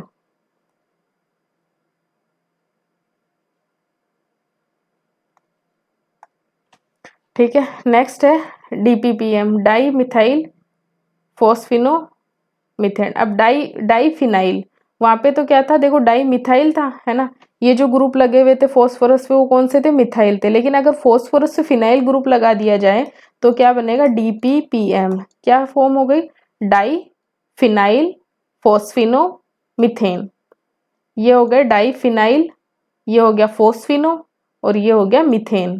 तो डोनर साइट कौन सी होगी इसमें? डोनर साइट वही फास्फोरस, ये डोनर साइट होगी। ठीक है, एक है DPPE, तो डाई क्या है? DPPE। ठीक है, सेम वही है डाईफिनाइल, डाईफिनाइल फोस्फिनो और ये इथेन हो गया। जब इथेन लगा दिया तो अब ये बाइडेंटेट लिगेंड है ही। डोनर साइट कौन सी? इसमें भी फॉस्फोरस है और इसमें भी फॉस्फोरस है। ठीक है, अब ये थे सारे जो है ना सारे बाइडेंट है। अब अदर लिगेंड्स आते हैं। अदर लिगेंड्स में क्या होते हैं कि जैसे हम ऑक्सीजन फैमिली है, अब हमें पता है कि ऑक्सीजन जो भी फैमिली है, ऑक्सीजन में ऑक्सीजन, सल्फर, सेलेनियम, टेल्यूरियम, ये जो जितने भी है ना ऑक्सीजन फैमिली की, तो उसकी वैलेंसी को सेटिस्फाई करने के लिए हमें क्या चाहिए? 8 इलेक्ट्रॉन चाहिए है ना। और 8 इलेक्ट्रॉन के लिए हमें क्या चाहिए? कोई भी 2 ग्रुप है ना उससे अटैच्ड चाहिए ऑक्सीजन से, तब उसकी क्या होगी कि है ना फैमिली क्या होगी? वो न्यूट्रल होगा है ना, उस पर कोई चार्ज नहीं होगा, क्योंकि इसकी जो ऑक्सीजन फैमिली वाले का जो ऑक्टेट होगा वो कंप्लीट होएगा। जैसे कि अगर ये दोनों जेड क्या है? हाइड्रोजन है, तो जैसे ये हो गया H2O, H2S, H2 सेलेनियम। अगर ये कोई R है, एक ग्रुप R हो गया, एक H हो गया, दोनों R कर दिया जाए है ना, मतलब कुछ भी ग्रुप हो सकते हैं, तो ये क्या होंगे कि सारे न्यूट्रल होंगे। लेकिन अगर हम इसी प्रकार से हमें पता है कि जो नाइट्रोजन फैमिली है उसकी ऑक्टेट को कंप्लीट करने के लिए हम उससे कितने 3 ग्रुप लगाते हैं, जैसे कि अमोनिया हो गया है ना, तो अगर इसी प्रकार से कितने 3 ग्रुप लगाते हैं, जेड एक ही है और एक ही है। अगर ये तीनों ग्रुप लगे हुए हैं नाइट्रोजन फैमिली वाले जो मेंबर हैं, नाइट्रोजन, फॉस्फोरस, आर्सेनिक, एंटीमनी, तो इनसे अगर है ना 3 ग्रुप लगे हुए हैं ना है ना, तो वो कैसा होगा? वो न्यूट्रल होएगा। एनी एलिमेंट जो नाइट्रोजन फैमिली का है अगर उससे ये 3 ग्रुप लगे हुए रहेंगे तो वो जो लिगेंड रहेगा वो कैसा रहेगा? वो न्यूट्रल रहेगा, उस पर कोई चार्ज नहीं रहेगा। अब ये जेड में है, या तो तीनों क्या हो सकते हैं? ये तीनों क्या हो सकते हैं? हाइड्रोजन हो सकते हैं, या फिर 2 हाइड्रोजन हो सकते हैं एंड एक आर हो सकता है, फिर एक हाइड्रोजन हो सकता है, 2 आर हो सकते हैं, या फिर तीनों आर हो सकते हैं। 4 कंडीशन बन रही है, तीनों हाइड्रोजन हो, एक आर और 2 हाइड्रोजन हो, 2 आर और एक हाइड्रोजन हो, और फिर तीनों आर हो। तो अगर इस कंडीशन में है तो वो लिगेंड कैसा रहेगा? न्यूट्रल रहेगा। अब जैसे इसके एग्जांपल्स देखते हैं ना, ये कौन सी फैमिली का है? नाइट्रोजन फैमिली का है। ठीक है, तो अगर यहाँ पे देखो इससे 2 ग्रुप ये लगा हुआ है, एक ग्रुप ये लगा हुआ है, ये न्यूट्रल है। इस फॉस्फोरस से एक ग्रुप ये लगा हुआ है, 3 ग्रुप लगे हुए हैं ना, तो वो न्यूट्रल रहेगा। देखो इससे 3 ग्रुप लगे हुए, तीनों आर है, यहाँ पे भी तीनों आर है, यहाँ पे भी तीनों आर है। हाइड्रोजन तो यहाँ पे एक भी नहीं लगा हुआ। तो ये सब कैसे हैं? ये लिगेंड कैसे हैं? अगर इन पे कोई चार्ज नहीं है, ये न्यूट्रल है। ये जो है ना कॉम्प्लेक्स पे चार्ज कैलकुलेट करने पे, ऑक्सीडेशन स्टेट को कैलकुलेट करने में ये इंफॉर्मेशन काम में आएगी। नेक्स्ट, अगर अब ये देखा जाता है अगर कोई भी ऑक्सीजन फैमिली का मेंबर है और अगर उससे हम ये ऑक्सीजन फैमिली का मेंबर हो गया और अगर उससे हम ना रिक्वायर्ड न्यूट्रल रखने के लिए तो 2 की जरूरत है, लेकिन अगर उससे एक ही जेड लगा हुआ है तो उस पर एक क्या होगा? -1 चार्ज होगा। जैसे कि OH है, SH है, SEH है, टेल्यूरियम H है, इन सब पे क्या होगा कि इन पे -1 चार्ज है। जैसे कि OR हो गया, SR हो गया, SER हो गया, टेल्यूरियम वाला हो गया, तो इन पे क्या है कि एक इन पे जो चार्ज है ये क्या है? -1 है। Any element of A oxygen family अगर वो एक ही ग्रुप से जुड़ा हुआ है, एक ही जेड से जुड़ा हुआ है, तो उस पे चार्ज क्या आएगा? -1 आएगा। और अगर वो एक भी जेड से नहीं जुड़ा हुआ हो तो फिर उस पे चार्ज ऑटोमेटिकली कितना हो जाएगा? ऑक्टेट कंप्लीट करने के लिए -2 चार्ज आ जाएगा। अब देखिए अगर -1 चार्ज का देखते, देखो ऑक्सीजन फैमिली वालों के साथ ओनली एक एक जेड ही जुड़ा हुआ है, तो यहाँ पे क्या होएगा? -1 चार्ज आएगा। इसी प्रकार से अगर हम नाइट्रोजन वाले पे जाते हैं, अब हमें पता है कि नाइट्रोजन को न्यूट्रल रखने के लिए इस नाइट्रोजन से लगे हुए जेड कितने होने चाहिए? 3 होने चाहिए, लेकिन यहाँ पे हम देख रहे हैं कि जेड कितने? 2 ही है। तो अगर इस पे जेड 2 है तो मतलब है कि इस पे जो चार्ज होगा, अगर कोई भी नाइट्रोजन फैमिली वाले से अगर 2 जेड लगे हुए तो उस पे चार्ज क्या होगा? -1 चार्ज होगा। अब देखो यहाँ पे 2 ही ग्रुप लगे हुए हैं, यहाँ पे भी 2 लगे हुए, तो इन सब पे क्या है? अगर ये लिगेंड अगर आ रहे हैं तो इन पे अगर चार्ज देखना हो तो इन पे कैसा चार्ज होएगा? -1 रहेगा। जैसे कि इस पे PPH2 पे भी -1 है, इस पे भी -1 है, इस पे भी -1 है, 2 ग्रुप लगे हुए हैं ना, 2 लगे हुए हैं, तो इन सब पे -1 चार्ज है। अब ये देखो अगर है ना जैसे CH4 है, अब CH4 का ऑक्टेट अगर 4 ग्रुप लगे हुए हैं, कार्बन फैमिली वाला अगर कोई भी है, अगर उससे 4 ग्रुप लगे हुए हैं ना, ठीक है, तो वो कैसा रहेगा? न्यूट्रल रहेगा। लेकिन अगर उसमें है ना 3 ग्रुप 3 जेड लगे हुए हैं तो इस पे 1 माइनस चार्ज आ जाएगा। अगर 2 जेड लगे हुए हैं तो उस पे -2 चार्ज आ जाएगा, ठीक है। और अगर 1 जेड लगा हुआ है तो उस पे -3 चार्ज आ जाएगा। ये कार्बन फैमिली वालों के बारे में है ना, ये कार्बन फैमिली वालों के बारे में। अब यहाँ पे देखो CH4 है, 4 लगे हुए हैं जेड, 4 ग्रुप लगे हुए हैं, 4 हाइड्रोजन लगे हुए हैं कोई से भी, तो है ना ये इस पे क्या चार्ज आ गया, 0 आ गया। लेकिन यहाँ पे देखो CH3 है, रिक्वायर्ड कितने की न्यूट्रल रखने के लिए 4 है, लेकिन यहाँ पे 3 ही है तो एक क्या आएगा, -3 चार्ज आएगा। तो जैसे इसका एग्जाम्पल ये है, तो इस लिगेंड का चार्ज कितना है, यहाँ पे -1 है, जिससे इस मेटल की ऑक्सीडेशन स्टेट अगर हम निकालें तो +1 आ जाएगी। अगर CH2 है तो उस पे चार्ज -2 होगा, CH है तो उस पे चार्ज -3 होगा।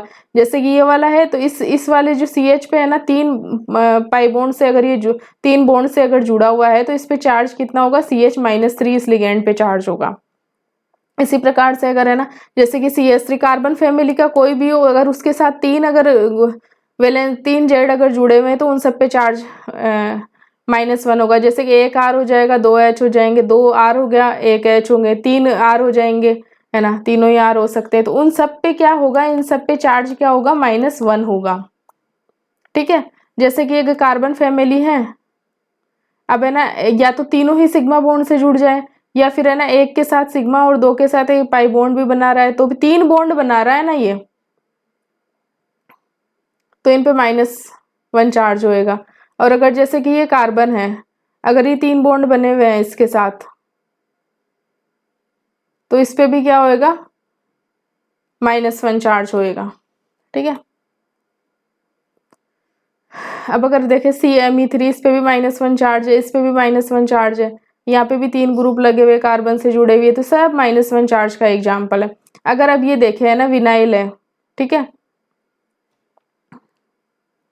ये है ना मेटल, ये मेटल नहीं है, ये कोई ग्रुप लगे हुए, कोई भी ग्रुप अगर इस कार्बन से 3 बॉन्ड से बना हुआ है ना, ये वाली कंडीशन, ये कंडीशन और ये कंडीशन दोनों डिफरेंट है ना। ये अगर इस कार्बन, ये डोनर एटम ये वाला है हमारे यहाँ पे, ठीक है ना, और इस डोनर एटम से जो भी ग्रुप लगे हुए हैं, अगर कार्बन है तो उससे 3 ग्रुप लगे हुए, तीनों सिग्मा बॉन्ड से भी लग सकते हैं, या फिर एक यहाँ पे ये 2 सिग्मा और 1 पाई बॉन्ड से भी इस ग्रुप से लगे हुए रह सकते हैं, तीनों ही पाई बॉन्ड से लगे हुए।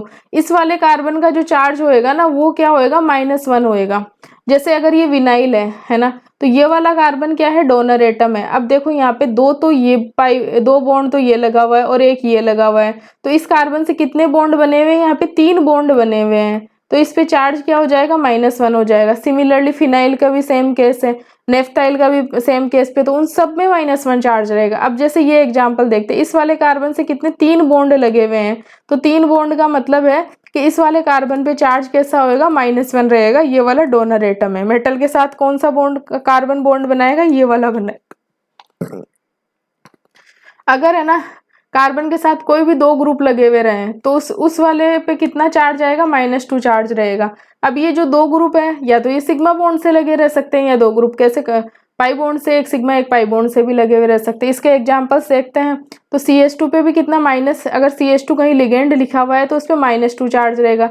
CMe2 पे भी कुछ भी ग्रुप हो, अगर 2 ग्रुप लगे हुए कार्बन से, तो अगर कॉम्प्लेक्स फॉर्मेशन में पार्टिसिपेट कर रहा है तो उस पर चार्ज कितना काउंट किया जाएगा, -2। जैसे अगर ये है,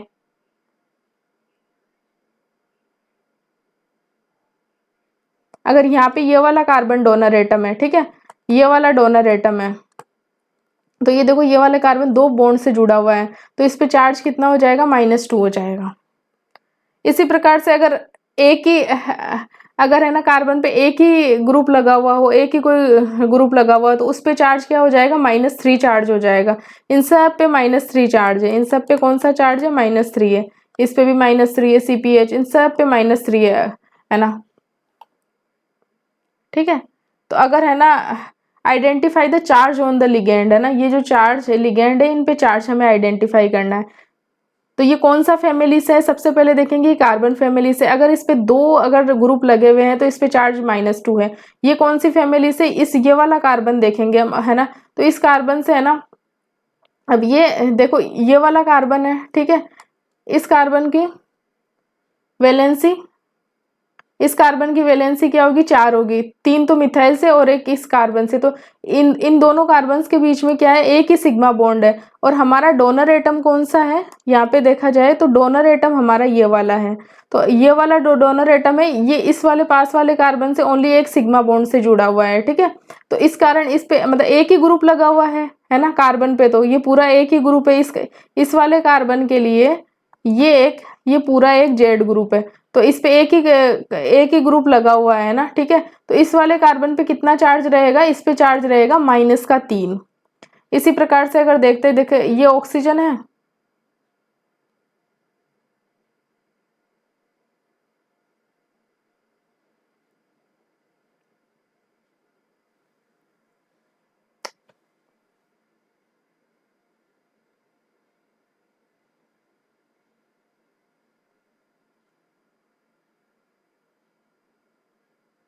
अब जैसे ये वाला है, ये काफी अच्छा एग्जाम्पल है, C double bond O C Me3, ठीक है।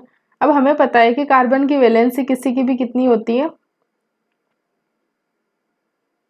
नहीं नहीं नहीं यही है और C नहीं है, तो किसी भी कार्बन की वैलेंसी मैक्सिमम कितनी हो सकती है, 4 है। लेकिन यहाँ पे अगर देखा जाए तो 3 तो मिथाइल ये जुड़े हुए हैं और 4 और 5 ये है, 5 बॉन्ड हो गए। कार्बन 5 बॉन्ड तो नहीं बनाता, तो इस वाले कार्बन पे क्या आएगा, +1 चार्ज आएगा। अगर इसका नेक्स्ट 4th एग्जाम्पल अगर हम देखते हैं तो यहाँ पे देखिए, इस वाले कार्बन का अगर देखें तो 1 2 3 4 मतलब 4 वैलेंसी है, जिसकी 4 वैलेंसी पूरी है उस पे चार्ज 0 आएगा। इस वाले कार्बन पे देखते हैं 1 2 3 और ये 4, इसकी भी 4 वैलेंसी पूरी है तो इस पे भी 0 चार्ज आएगा।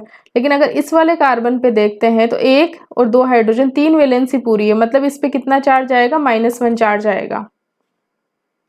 अगर 5th एग्जाम्पल में देखते हैं तो इस वाले कार्बन की भी वैलेंसी पूरी है, इसकी भी 4 वैलेंसी पूरी है, लेकिन ये वाला कार्बन अगर हम देखते हैं तो इसकी 3 वैलेंसी पूरी है, 3 बॉन्ड बने हुए, लेकिन तो इस पे क्या चार्ज आएगा, -1 चार्ज आएगा। मतलब कह सकते हैं कि इस वाले कार्बन से ना 3 ग्रुप जुड़े हुए हैं, तो जिससे जो कार्बन फैमिली वालों से अगर 3 ग्रुप जुड़े हुए हैं तो उस पे चार्ज क्या आएगा, -1 चार्ज आएगा। सिमिलरली अगर ये देखा जाए, हमें पता है कि जो ऑक्सीजन फैमिली वाले के लिए देखो, इस कार्बन की 4 वैलेंसी पूरी है, 3 तो ये मिथाइल और 1 ये CH2। इस वाले कार्बन की देखते हैं तो 1 तो ये ऑक्सीजन के साथ बॉन्ड हो गया और 1 ये कार्बन के साथ हो गया और 2 ये हाइड्रोजन के साथ हो गए, तो इसके भी 4 वैलेंसी, तो इन पे तो क्या आएगा, 0 चार्ज आएगा। लेकिन अगर ये ऑक्सीजन देखते हैं ना, तो ऑक्सीजन से ये पूरा ग्रुप इसके लिए क्या हो गया, जेड हो गया। तो ऑक्सीजन पे, ऑक्सीजन फैमिली की के न्यूट्रल रहने के लिए उससे 2 ग्रुप अगर जुड़े हुए रहेंगे तो वो कैसा रहेगा, न्यूट्रल रहेगा। लेकिन यहाँ पे तो एक ग्रुप ही जुड़ा हुआ है, तो इस ऑक्सीजन पे क्या चार्ज आएगा, ऑक्सीजन पे -1 चार्ज आएगा। सिमिलरली अगर इस पे देखते हैं, देखो इस कार्बन की वैलेंसी एक यहाँ से 2 ये बॉन्ड हो गए और 1 हाइड्रोजन, मतलब इस पे तो 0 चार्ज आएगा। लेकिन ये वाला अगर कार्बन देखते हैं तो इससे 2 ही बॉन्ड बने हुए हैं, है ना, 2 ही बॉन्ड से ये जुड़ा हुआ है, मतलब इसमें जो ग्रुप 2 ही ग्रुप लगे हुए हैं, तो इस पे चार्ज कितना आएगा, -2 आएगा। अब सिमिलरली जैसे कि NPH2 है ना, नाइट्रोजन है, उस पे 2 pH लगे हुए हैं ना। नाइट्रोजन फैमिली वालों को न्यूट्रल कब रहता है, जब है ना कितनी 3 वैलेंसी जुड़ी हुई हो उससे, है ना। लेकिन इस पे तो 2 ही जुड़ी हुई है, तो इस नाइट्रोजन पे क्या, -1 चार्ज आएगा। सिमिलरली अगर ये देखो, ये कार्बन है ना, इससे एक बॉन्ड ये और 1 हाइड्रोजन जुड़ा हुआ है, तो इस पे 2 ग्रुप जुड़े हुए हैं, तो इस पे -2 चार्ज आएगा। अगर ये वाला एग्जाम्पल लेते हैं तो इस वाले कार्बन पे 2 तो ये जुड़े हुए हैं और 1 ये हाइड्रोजन जुड़ा हुआ है, तो 3 ग्रुप जुड़े हुए, तो -1 चार्ज आएगा। अब जैसे ये वाला कार्बन है, ठीक है, इससे एक ग्रुप ये जुड़ा हुआ है, एक ग्रुप ये जुड़ा हुआ है, मतलब 2 बॉन्ड बने हुए हैं, तो इस वाले कार्बन का जो चार्ज होगा वो कैसा होगा, -2 चार्ज होगा। अब ये आइसोप्रोपोक्साइड है, इस वाले की वैलेंसी पूरी है, इस वाले कार्बन की वैलेंसी पूरी है, इसकी भी 4, इस वाले कार्बन की भी 4 वैलेंसी पूरी है। लेकिन जो ऑक्सीजन है ना, ऑक्सीजन की कितने, अगर ऑक्सीजन फैमिली से अगर एक ही ग्रुप जुड़ा हुआ रहे तो उस पर चार्ज कितना होता है, -1 चार्ज होता है, ठीक है। तो इस वाले आइसोप्रोपोक्साइड पे जो चार्ज होएगा वो -1 रहेगा। अब अदर जो ऑर्गेनिक लिगेंड कौन से होते हैं, जैसे कि मिथाइल है। अब मिथाइल पे अगर हम देखें चार्ज कौन सा रहेगा, तो -1 चार्ज आएगा, क्योंकि कार्बन की क्या है, तीन ग्रुप जो लगे हुए हैं, तो अगर 3 ग्रुप कार्बन फैमिली से 4 ग्रुप लगे हुए तो चार्ज 0 रहता है, 3 ग्रुप लगे रहेंगे तो चार्ज -1 रहेगा। इथाइल हो गया, प्रोपाइल हो गया, आइसोब्यूटाइल, एलाइल हो गया, ये सब है ना, इन सब में क्या होता है कि चार्ज ऑन लिगेंड अगर इस टाइप से जुड़े हुए हैं तो इन पे चार्ज क्या होता है कि लिगेंड पे चार्ज कितना होता है, -1 होता है। अब जैसे ये है, अगर कोई मेटल किसी रिंग से लगी हुई है, अगर रिंग सैचुरेटेड है या फिर अनसैचुरेटेड है, 𝛎1 का मतलब हो गया कि रिंग एक ही एटम से लगी हुई, जो मेटल है ना एक ही एटम से लगी हुई है लिगेंड के, है ना, लेकिन लिगेंड कैसा है, रिंग फॉर्म में है। तो जैसे ये वाला है, ये एक ही एटम से लगी हुई है ना, मेटल है, एक ही एटम से जुड़ी हुई है, इसमें भी एक ही एटम से। अब ये सैचुरेटेड भी हो सकती है रिंग और अनसैचुरेटेड भी हो सकती है, ठीक है, जैसे एक ही एटम से लगी हुई। तो इस केस में भी क्या होता है,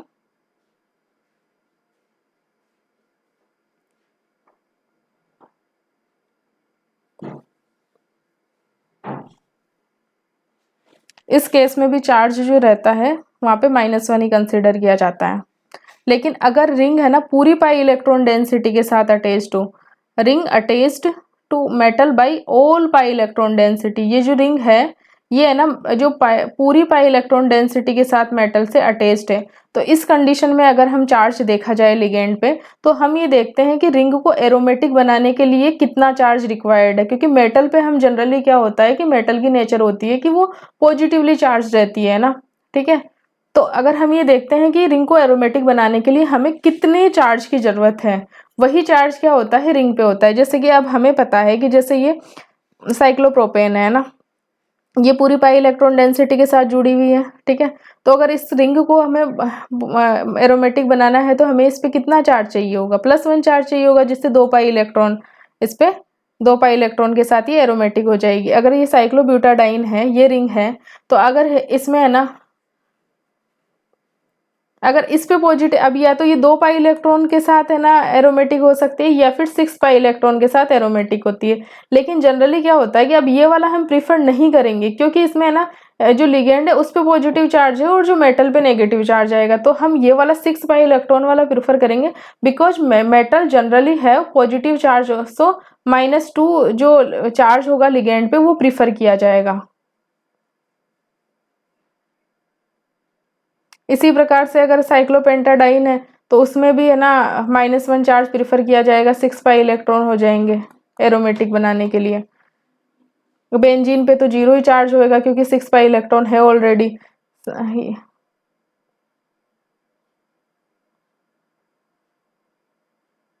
ये साइक्लोहेप्टा ट्राइन है तो इसमें क्या होगा कि हम इसमें +1 चार्ज एज्यूम करेंगे, क्योंकि है ना ये ना 6 पाई इलेक्ट्रॉन्स के साथ कैसी हो जाएगी, एरोमेटिक हो जाएगी। इसी प्रकार से अगर ये है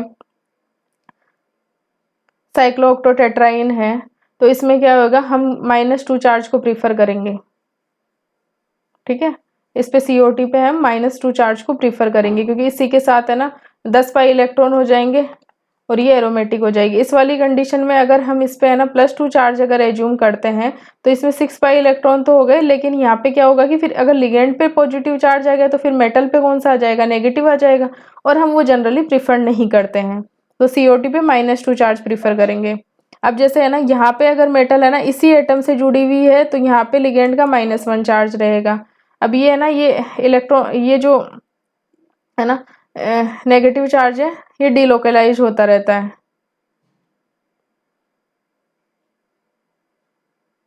तो अगर ये है ना पूरे, अगर इस पाई इलेक्ट्रॉन डेंसिटी के साथ भी अगर बॉन्ड फॉर्मेशन करेगी तो भी ये -1 चार्ज ही रहेगा।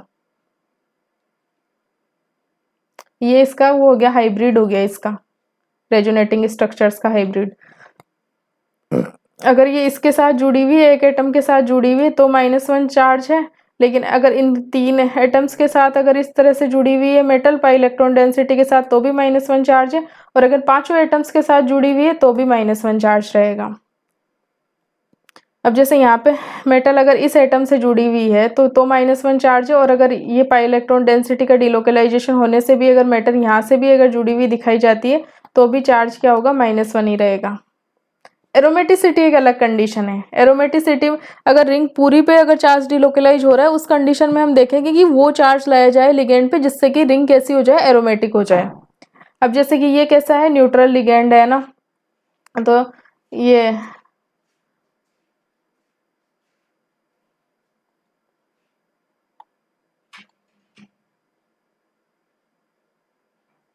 इथाइन हो गया और एसिटाइलिन हो गया। तो इस पाई इलेक्ट्रॉन डेंसिटी के साथ ये जुड़ी है। ये लिगेंड कैसे हैं, न्यूट्रल है, इन पे कोई चार्ज नहीं है। इथाइन और एसिटाइलिन दोनों लिगेंड कैसे हैं, न्यूट्रल है। क्योंकि अगर इस कार्बन की देखी जाए, यहाँ पे CH2 रहेगा, सॉरी CH2 रहेगा, तो इस कार्बन की भी चारों वैलेंसी पूरी है। और इस कार्बन से अगर देखा जाए, देखो एक तो ये इसमें जुड़ा हुआ है और 3 ये का बॉन्ड बने हुए हैं, तो इस कार्बन के साथ ऑलरेडी कितने हैं, 4 बॉन्ड बने हुए हैं। ठीक है, तो ये वाला भी कैसा होएगा, न्यूट्रल होएगा। तो एसिटाइलिन और ये कैसे न्यूट्रल लिगेंड है। अब हम करते हैं कि ऑक्सीडेशन स्टेट डिटर्मिनेशन करना कोऑर्डिनेशन कंपाउंड की।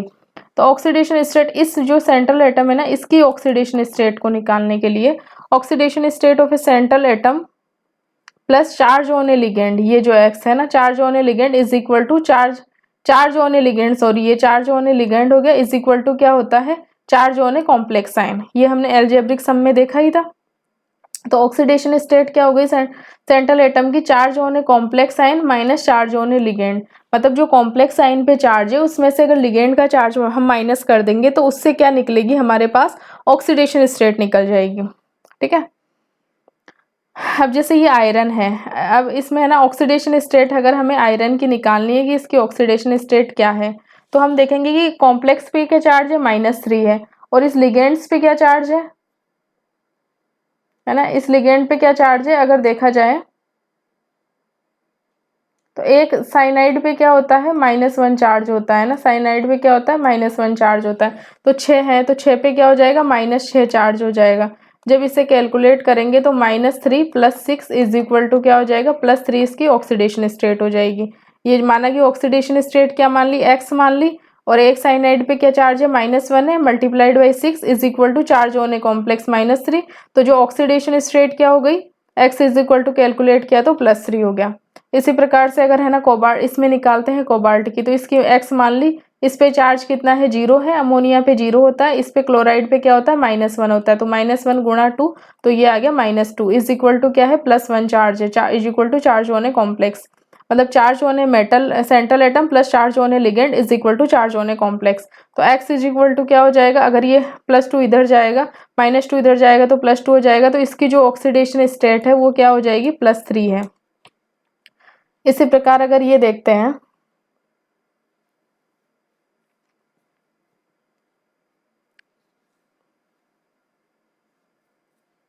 है ना, ओस्मियम है, ओस्मियम की x मान ली हमने ऑक्सीडेशन स्टेट, 5 क्लोराइड है तो -5 हो गया, नाइट्रोजन का नाइट्राइड है तो N-3 इस पे चार्ज हो गया, इज इक्वल टू +3। तो x इज इक्वल टू क्या हो जाएगा, +5 हो गया, है ना, कैलकुलेट किया तो इसको। अब है ना चार्ज ऑन कंपाउंड क्या है, कि चार्ज ऑन कंपाउंड क्या है कि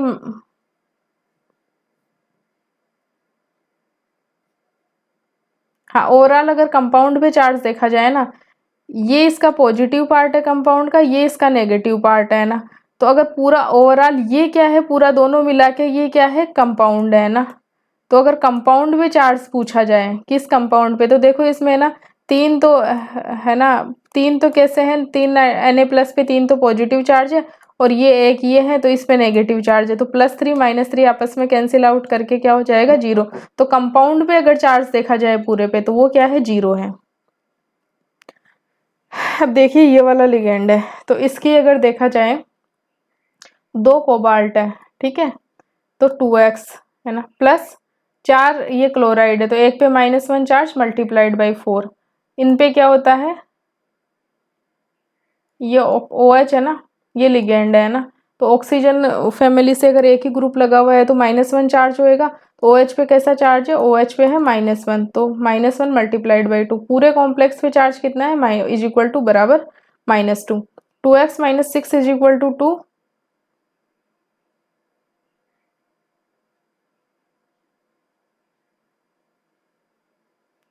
-2, ठीक है।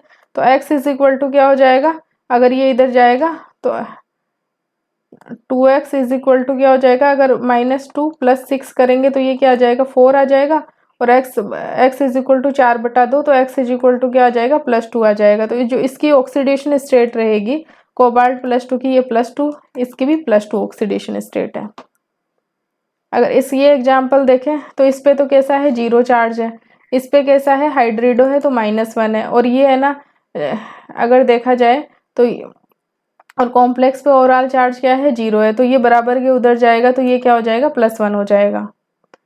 भाई क्या है, charge -1 + x is equal to 0, तो x इज इक्वल टू +1। ये आ गया ऑक्सीडेशन स्टेट, क्या आ गई इसकी ऑक्सीडेशन स्टेट है +1। इसी प्रकार से अगर देखा जाए, अब ये है, ये बेरियम है, तो इस पे जो कॉम्प्लेक्स पे है ना, इस वाले जो कॉम्प्लेक्स है इस पे चार्ज है, इस पे चार्ज कितना है, -2 है।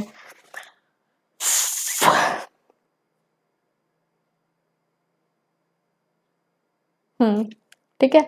अब ये अगर देखा जाए तो देखो 4 फ्लोराइड और यहाँ पे डबल कर रखा है ना इसका, तो टोटल क्या हो जाएगा,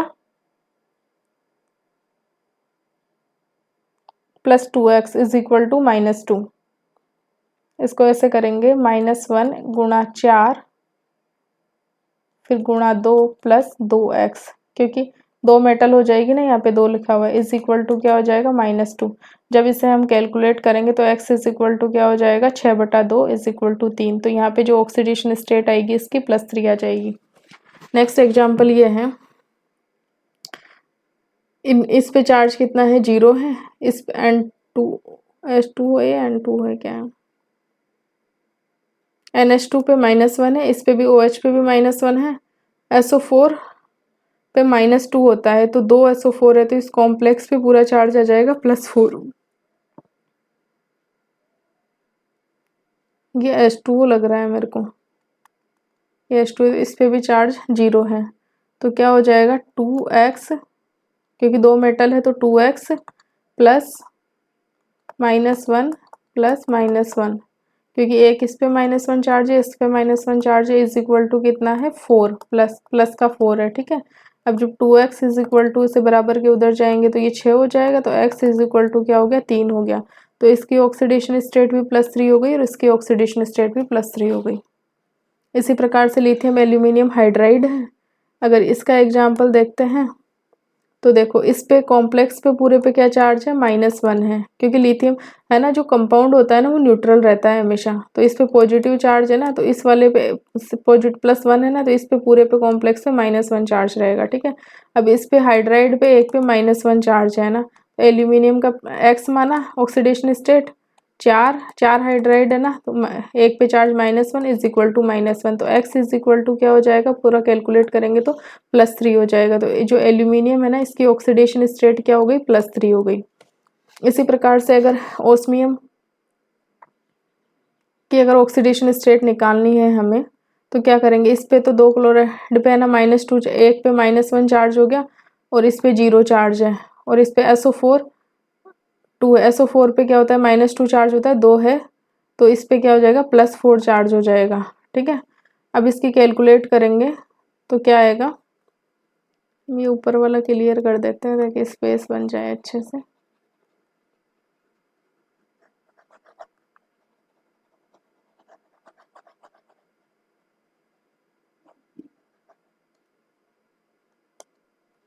अगर इसे कैलकुलेट करेंगे तो x प्लस -1 प्लस 0, 2 लगे हुए हैं ना, मल्टीप्लाइड बाई, तो 2 क्लोराइड है ना, इज इक्वल टू क्या आ जाएगा, -4 प्लस का 4, तो x इज इक्वल टू क्या आ जाएगा, प्लस का 6, तो इस ओस्मियम की जो ऑक्सीडेशन स्टेट है वो +6 आ जाएगी। अगर यहाँ पे देखो एक तो कोबाल्ट है और एक है ब्रोमाइड है। ठीक है। और ये PO4 पे कौन सा चार्ज होता है, PO4 पे -3 चार्ज होता है ना, तो PO4 पे यहाँ पे कौन सा +6 चार्ज हो गया, 2 PO4 है ना, PO4 -3 होता है इस पे चार्ज। ठीक है। अब यहाँ पे इस पे 0 चार्ज है, इस पे -1 है, ऑक्सीजन पे -2 है, क्लोराइड पे -1 होता है, तो इसकी ऑक्सीडेशन स्टेट निकालनी और इस कोबाल्ट की निकालनी। H2O का तो 0 होता है, ब्रोमाइड का -1 होता है। जब इनका हम सम करते हैं तो 2x, क्योंकि 2 मेटल है तो 2x प्लस लिगेंड वाले चार्ज का सम करते हैं, -1 -2 प्लस -1 इस वाले क्लोराइड का इज इक्वल टू +6, है ना, 6 आ गया है ना। ठीक है। क्योंकि कॉम्प्लेक्स पे पूरा चार्ज कितना है, +6 है, तो 2x इज इक्वल टू क्या हो जाएगा, ये जब बराबर 6 4 10 हो जाएंगे,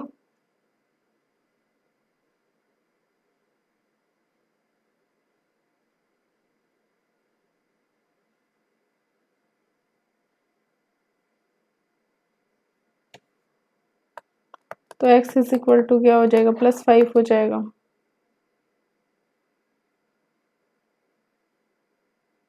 -2 -1 -1 -2 और ये -1 4 और ये PO4 पे -3 होता है चार्ज, तो 2 है तो +6 हो गया।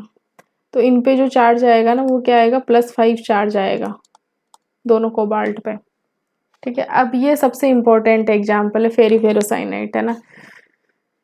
तो देखो Fe4 FeCN63, ठीक है। तो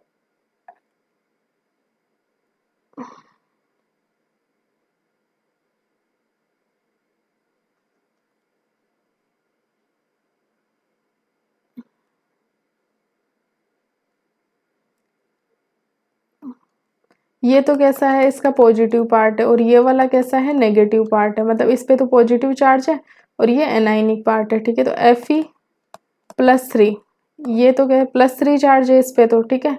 और इस वाले पार्ट पे क्या है, पूरे पे FeCN6, इस पे -4 चार्ज है, ठीक है। अब इस Fe+3 वाले की संख्या कितनी है, 4 है, क्योंकि 4 यहाँ पे लिखा हुआ है ना। 3 गुणा 4 तो प्लस का तो 12 चार्ज है, और अगर इसकी संख्या देखी जाए तो इसकी संख्या 3 है, तो -4 गुणा 3 इज इक्वल टू -12। इस प्रकार से इनकी इलेक्ट्रिकल न्यूट्रलिटी को बताता है। मतलब जो यहाँ पे नंबर लिखा हुआ है ना वो तो इसकी ऑक्सीडेशन स्टेट, और जो नंबर यहाँ पे लिखा हुआ है वो इसकी ऑक्सीडेशन स्टेट है, ठीक है। तो इस बाहर वाले की तो क्या है, +3 ऑक्सीडेशन स्टेट है, इसके अकॉर्डिंग है ना, +3 ऑक्सीडेशन स्टेट है इस बाहर वाले Fe की तो। और अगर अंदर वाले की, अब इस पूरे कॉम्प्लेक्स पे कैसा चार्ज आ गया, हमने देखा कि इस पे पूरा चार्ज आ गया -4। तो इस बेसिस पे अगर इसमें इस वाले आयरन की अगर ऑक्सीडेशन स्टेट कैलकुलेट करते हैं तो X प्लस ये जो 6 साइनाइड है, तो इस पे क्या हो जाएगा, सब पे -6 चार्ज हो जाएगा, इज इक्वल टू -4। जब x और ये बराबर के उधर जाएगा तो x इज इक्वल टू +2। तो इस वाले जो आयरन होगा इसकी ऑक्सीडेशन स्टेट क्या होगी, +2 होगी। तो इस प्रकार से इसकी ऑक्सीडेशन की काफ़ी अच्छा एग्जाम्पल है। अगर ये आयरन है, अब ये नेक्स्ट एग्जाम्पल देखते हैं। ये जो फेरोसिन है, फेरोसिन में क्या होता है कि दो है ना साइक्लोपेंटाडाइन जो रिंग्स होती है, तो इन पे, इस पे -1 चार्ज है, इस रिंग पे भी -1 चार्ज है एरोमेटिक बनाने के लिए, तो इस आयरन पे कैसा होगा, +1 चार्ज होएगा। नेक्स्ट अगर ये अगर COT में देखते हैं तो इस पे भी +2 चार्ज, इस पे भी -2 चार्ज है, इस वाली रिंग का भी -2 चार्ज है, इस वाली रिंग का भी -2 चार्ज है, इसका भी -2 चार्ज है, तो इस पे कैसा हो जाएगा, +4 चार्ज हो जाएगा। अगर हम बात करते हैं, ये वाला एग्जाम्पल है CH3CO, तो इस पे कैसा चार्ज है, फिर ये आ गया Mn, इस पे है -1 चार्ज है, ये न्यूट्रल है ही 0। अब इस पे -1 चार्ज को हम कैसे एक्सप्लेन कर सकते हैं, C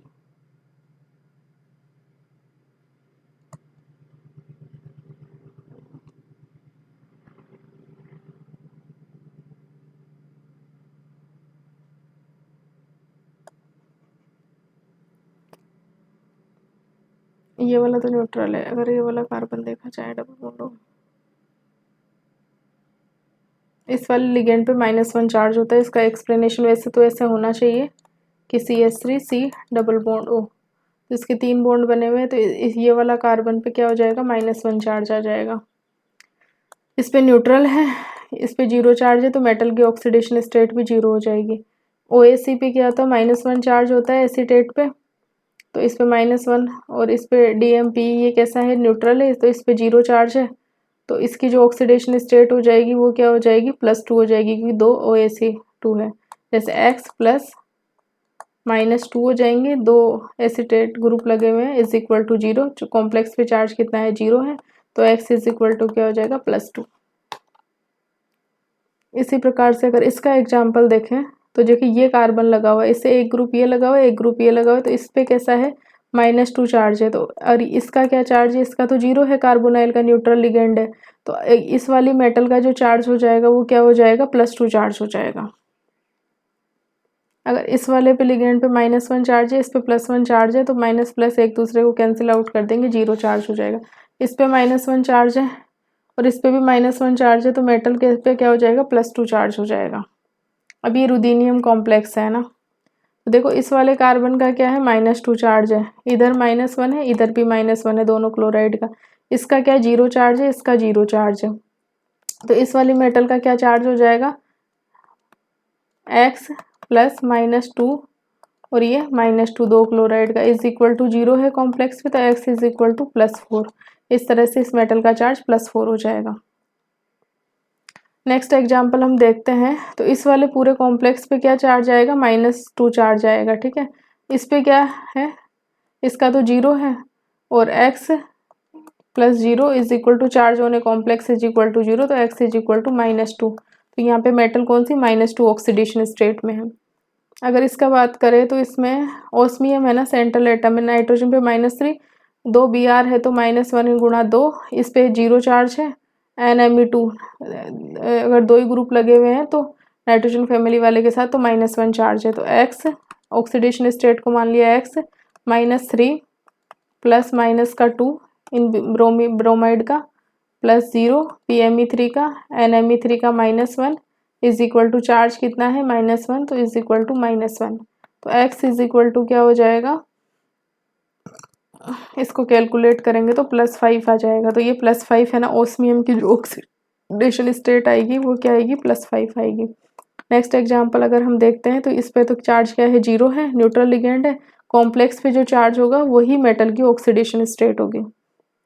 अब ये क्या है, Nita2C2H4 है ना, इथीन है ना, इथाइलिन जो आ जाएगा, तो इस पे तो 0 चार्ज है, और इस पे क्लोराइड पे क्या है, 3 का -3 चार्ज हो गया, तो मेटल की ऑक्सीडेशन निकालेंगे इस PtCl3 Nita2C2H4 x प्लस ये -3 हो गया 3 क्लोराइड का, और इसका 0 है ही, ये जो लिगेंड है इथाइलिन लिगेंड है, is equal to charge on complex -1, तो x इज इक्वल टू क्या आ जाएगा, +2।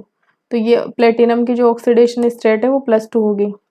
अगर इसमें देखेंगे Nita6 ये जो बेंजीन है ना, तो इस पे तो चार्ज 0 है और कोई लिगेंड है नहीं, कॉम्प्लेक्स पे भी चार्ज 0 है, तो ऑक्सीडेशन स्टेट 0 आ जाएगी। अगर ये है एग्जाम्पल है ना, वो ऊपर वाला ये, तो इसमें Fe+3 में रहता है, इस वाले पूरे पे क्या हो जाएगा, -4 का चार्ज आ जाएगा, जो इसका नंबर है ना वो यहाँ पे माइनस की फॉर्म में चार्ज आएगा, और जो ये वाला नंबर है, ये वाला क्या होगा कि इस वाले आयरन के प्लस की फॉर्म में ऑक्सीडेशन स्टेट आ जाएगी इसकी। तो इसे कैलकुलेट करेंगे तो इस वाले जो आयरन की ऑक्सीडेशन स्टेट क्या आ जाएगी, +2 आ जाएगी। अभी एक क्वेश्चन है, in which one of the following coordination central atom has highest oxidation state, मतलब हमें सेंट्रल जो एटम है उसकी ऑक्सीडेशन स्टेट निकालनी है। सबसे पहले इसमें क्या चार्ज आएगा कॉम्प्लेक्स पे, इसके अकॉर्डिंग -2 चार्ज आएगा, ये 0 है, तो इसमें जो इस वाले आयरन की ऑक्सीडेशन स्टेट क्या होगी, -2 होगी। अगर इस वाले पे अगर देखा जाए चार्ज तो क्या आएगा, -1 आएगा। इसकी जो न्यूट्रल लिगेंड है तो इस पे चार्ज 0 है, तो जो मेटल की जो ऑक्सीडेशन स्टेट होगी वो -1 होगी। अगर इसकी बात करें तो यहाँ पे इस पे तो चार्ज 0, इस पे -1 है, तो x plus -1 is equal to 0, क्योंकि कॉम्प्लेक्स पे भी चार्ज 0 है, तो x इज इक्वल टू +1। तो इस वाली मेटल की जो ऑक्सीडेशन स्टेट होगी वो +1 होगी। और इसकी देखो यहाँ पे न्यूट्रल लिगेंड है, और यहाँ पे तो इस पे क्या आएगा, इस पे 0 आएगी। तो ऑक्सीडेशन स्टेट में क्या बोलते हैं कि जो हाईएस्ट ऑक्सीडेशन स्टेट का मतलब होता है पॉजिटिव, फिर 0 है ना, और फिर नेगेटिव, ठीक है।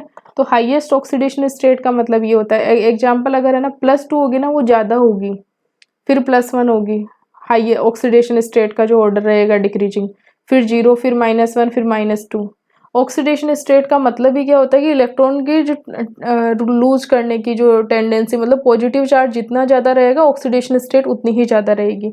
तो यहाँ पे हमने देखा तो इस पे +1 है, तो इसमें जो ऑर्डर हाईएस्ट ऑक्सीडेशन पूछा है, तो देखो इसमें तो +1 है, इसमें 0 है, इसमें -1 है, इसमें -2 है, तो सबसे ज़्यादा तो किसकी हो गई, बी की हो गई, फिर किसकी हो गई, डी की हो गई, फिर सी की हो गई, और फिर ए की हो गई। तो हमारा जो करेक्ट आंसर क्या आ गया, वो ऑप्शन बी आ गया। नेक्स्ट एग्जाम्पल है oxidation of A platinum A and platinum B respectively. तो यहाँ पे देखो ये दोनों, ये वाला भी न्यूट्रल पार्ट है, ये वाला भी न्यूट्रल पार्ट है, ठीक है। अब इसमें इस वाले प्लेटिनम की ऑक्सीडेशन स्टेट क्या है और इस वाले प्लेटिनम की ऑक्सीडेशन स्टेट क्या है, तो इसकी दो कंडीशंस बन सकती है ना। यहाँ पे टोटल जो ऑक्सीडेशन स्टेट निकल के आ रही है अगर हम कैलकुलेट करें तो यहाँ पे क्या है, इसकी x मानी, इसकी 0, इसकी x, इसकी -1 है ना, तो ये आ गया 2x + 0 + -4, क्योंकि 4 क्लोराइड है ना, इज इक्वल टू क्या आ गया, 0 आ गया। तो x इज इक्वल टू क्या आ गया, 2 आ गया, क्योंकि बराबर के इधर जाएंगे तो x इज इक्वल टू 2 आ गया। तो टोटल कुल मिला के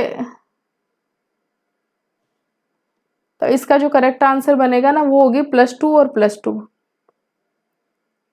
दोनों में, ये +2 इसका जो करेक्ट आंसर बनेगा। तो ऑप्शन क्या हो जाएगा, +2 और +2 दोनों की ऑक्सीडेशन स्टेट है। अब दूसरा एग्जाम्पल ये है, एक ये है, ये पोटेशियम है, एक आयरन ये है। तो इस वाले पूरे कॉम्प्लेक्स पे पहले तो चार्ज क्या आ जाएगा, -1 आ जाएगा। अब हमें इस आयरन की ऑक्सीडेशन स्टेट पूछ रहे हैं और इसकी पूछ रहे हैं ना, ऑक्सीडेशन स्टेट ऑफ Fe इस वाले आयरन की एंड इस वाले आयरन की रेस्पेक्टिवली कितनी होगी। तो अगर हम देखें इस पे कितना चार्ज है,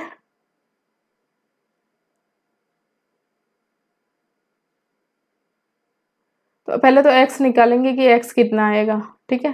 तो x क्या आएगा, जो टोटल ऑक्सीडेशन स्टेट क्या हो सकती है, तो यहाँ पे 6 साइनाइड है तो 6 माइनस का 6 आ जाएगा, है ना, ये आ गया -1 गुणा 6, ठीक है, इज इक्वल टू इस कॉम्प्लेक्स पे कितना, यहाँ पे एक पोटेशियम है तो पोटेशियम पे +1 चार्ज होता है तो इस कॉम्प्लेक्स पे पूरा -1 चार्ज रहेगा। तो x इज इक्वल टू क्या आ गया, 5 आ गया। अब है ना आउटर जो Fe होता है ना, जनरली क्या होता है कि उसकी +3 ऑक्सीडेशन स्टेट रहती है। तो है ना इसमें हमें ना आउटर जो A वाला आउटर है ना, तो इसके ना +3 और +2 मतलब दोनों में 5 को बराबर बांटना है ना। तो जो आउटर आयरन होता है उसकी हमेशा जनरली क्या होती है कि ऑक्सीडेशन स्टेट ज़्यादा होती है। तो इसका करेक्ट ऑप्शन क्या हो जाएगा, ऑप्शन डी हो जाएगा। आउटर आयरन की इसकी जो A वाले की तो +3 और B वाले की +2। अब नेक्स्ट टॉपिक है हेप्टिसिटी। अब ये हम लेंगे ये नेक्स्ट क्लास में कि क्या होती है हेप्टिसिटी, ये लिगेंड की प्रॉपर्टी है। अब तक हमने पढ़ा है बेसिक लिगेंड वगैरह क्या होते हैं, उन पे चार्ज क्या होता है, फिर उससे ऑक्सीडेशन स्टेट निकालना मेटल की। फिर हम पढ़ेंगे नेक्स्ट हेप्टिसिटी क्या होती है। Thank you so much for watching this.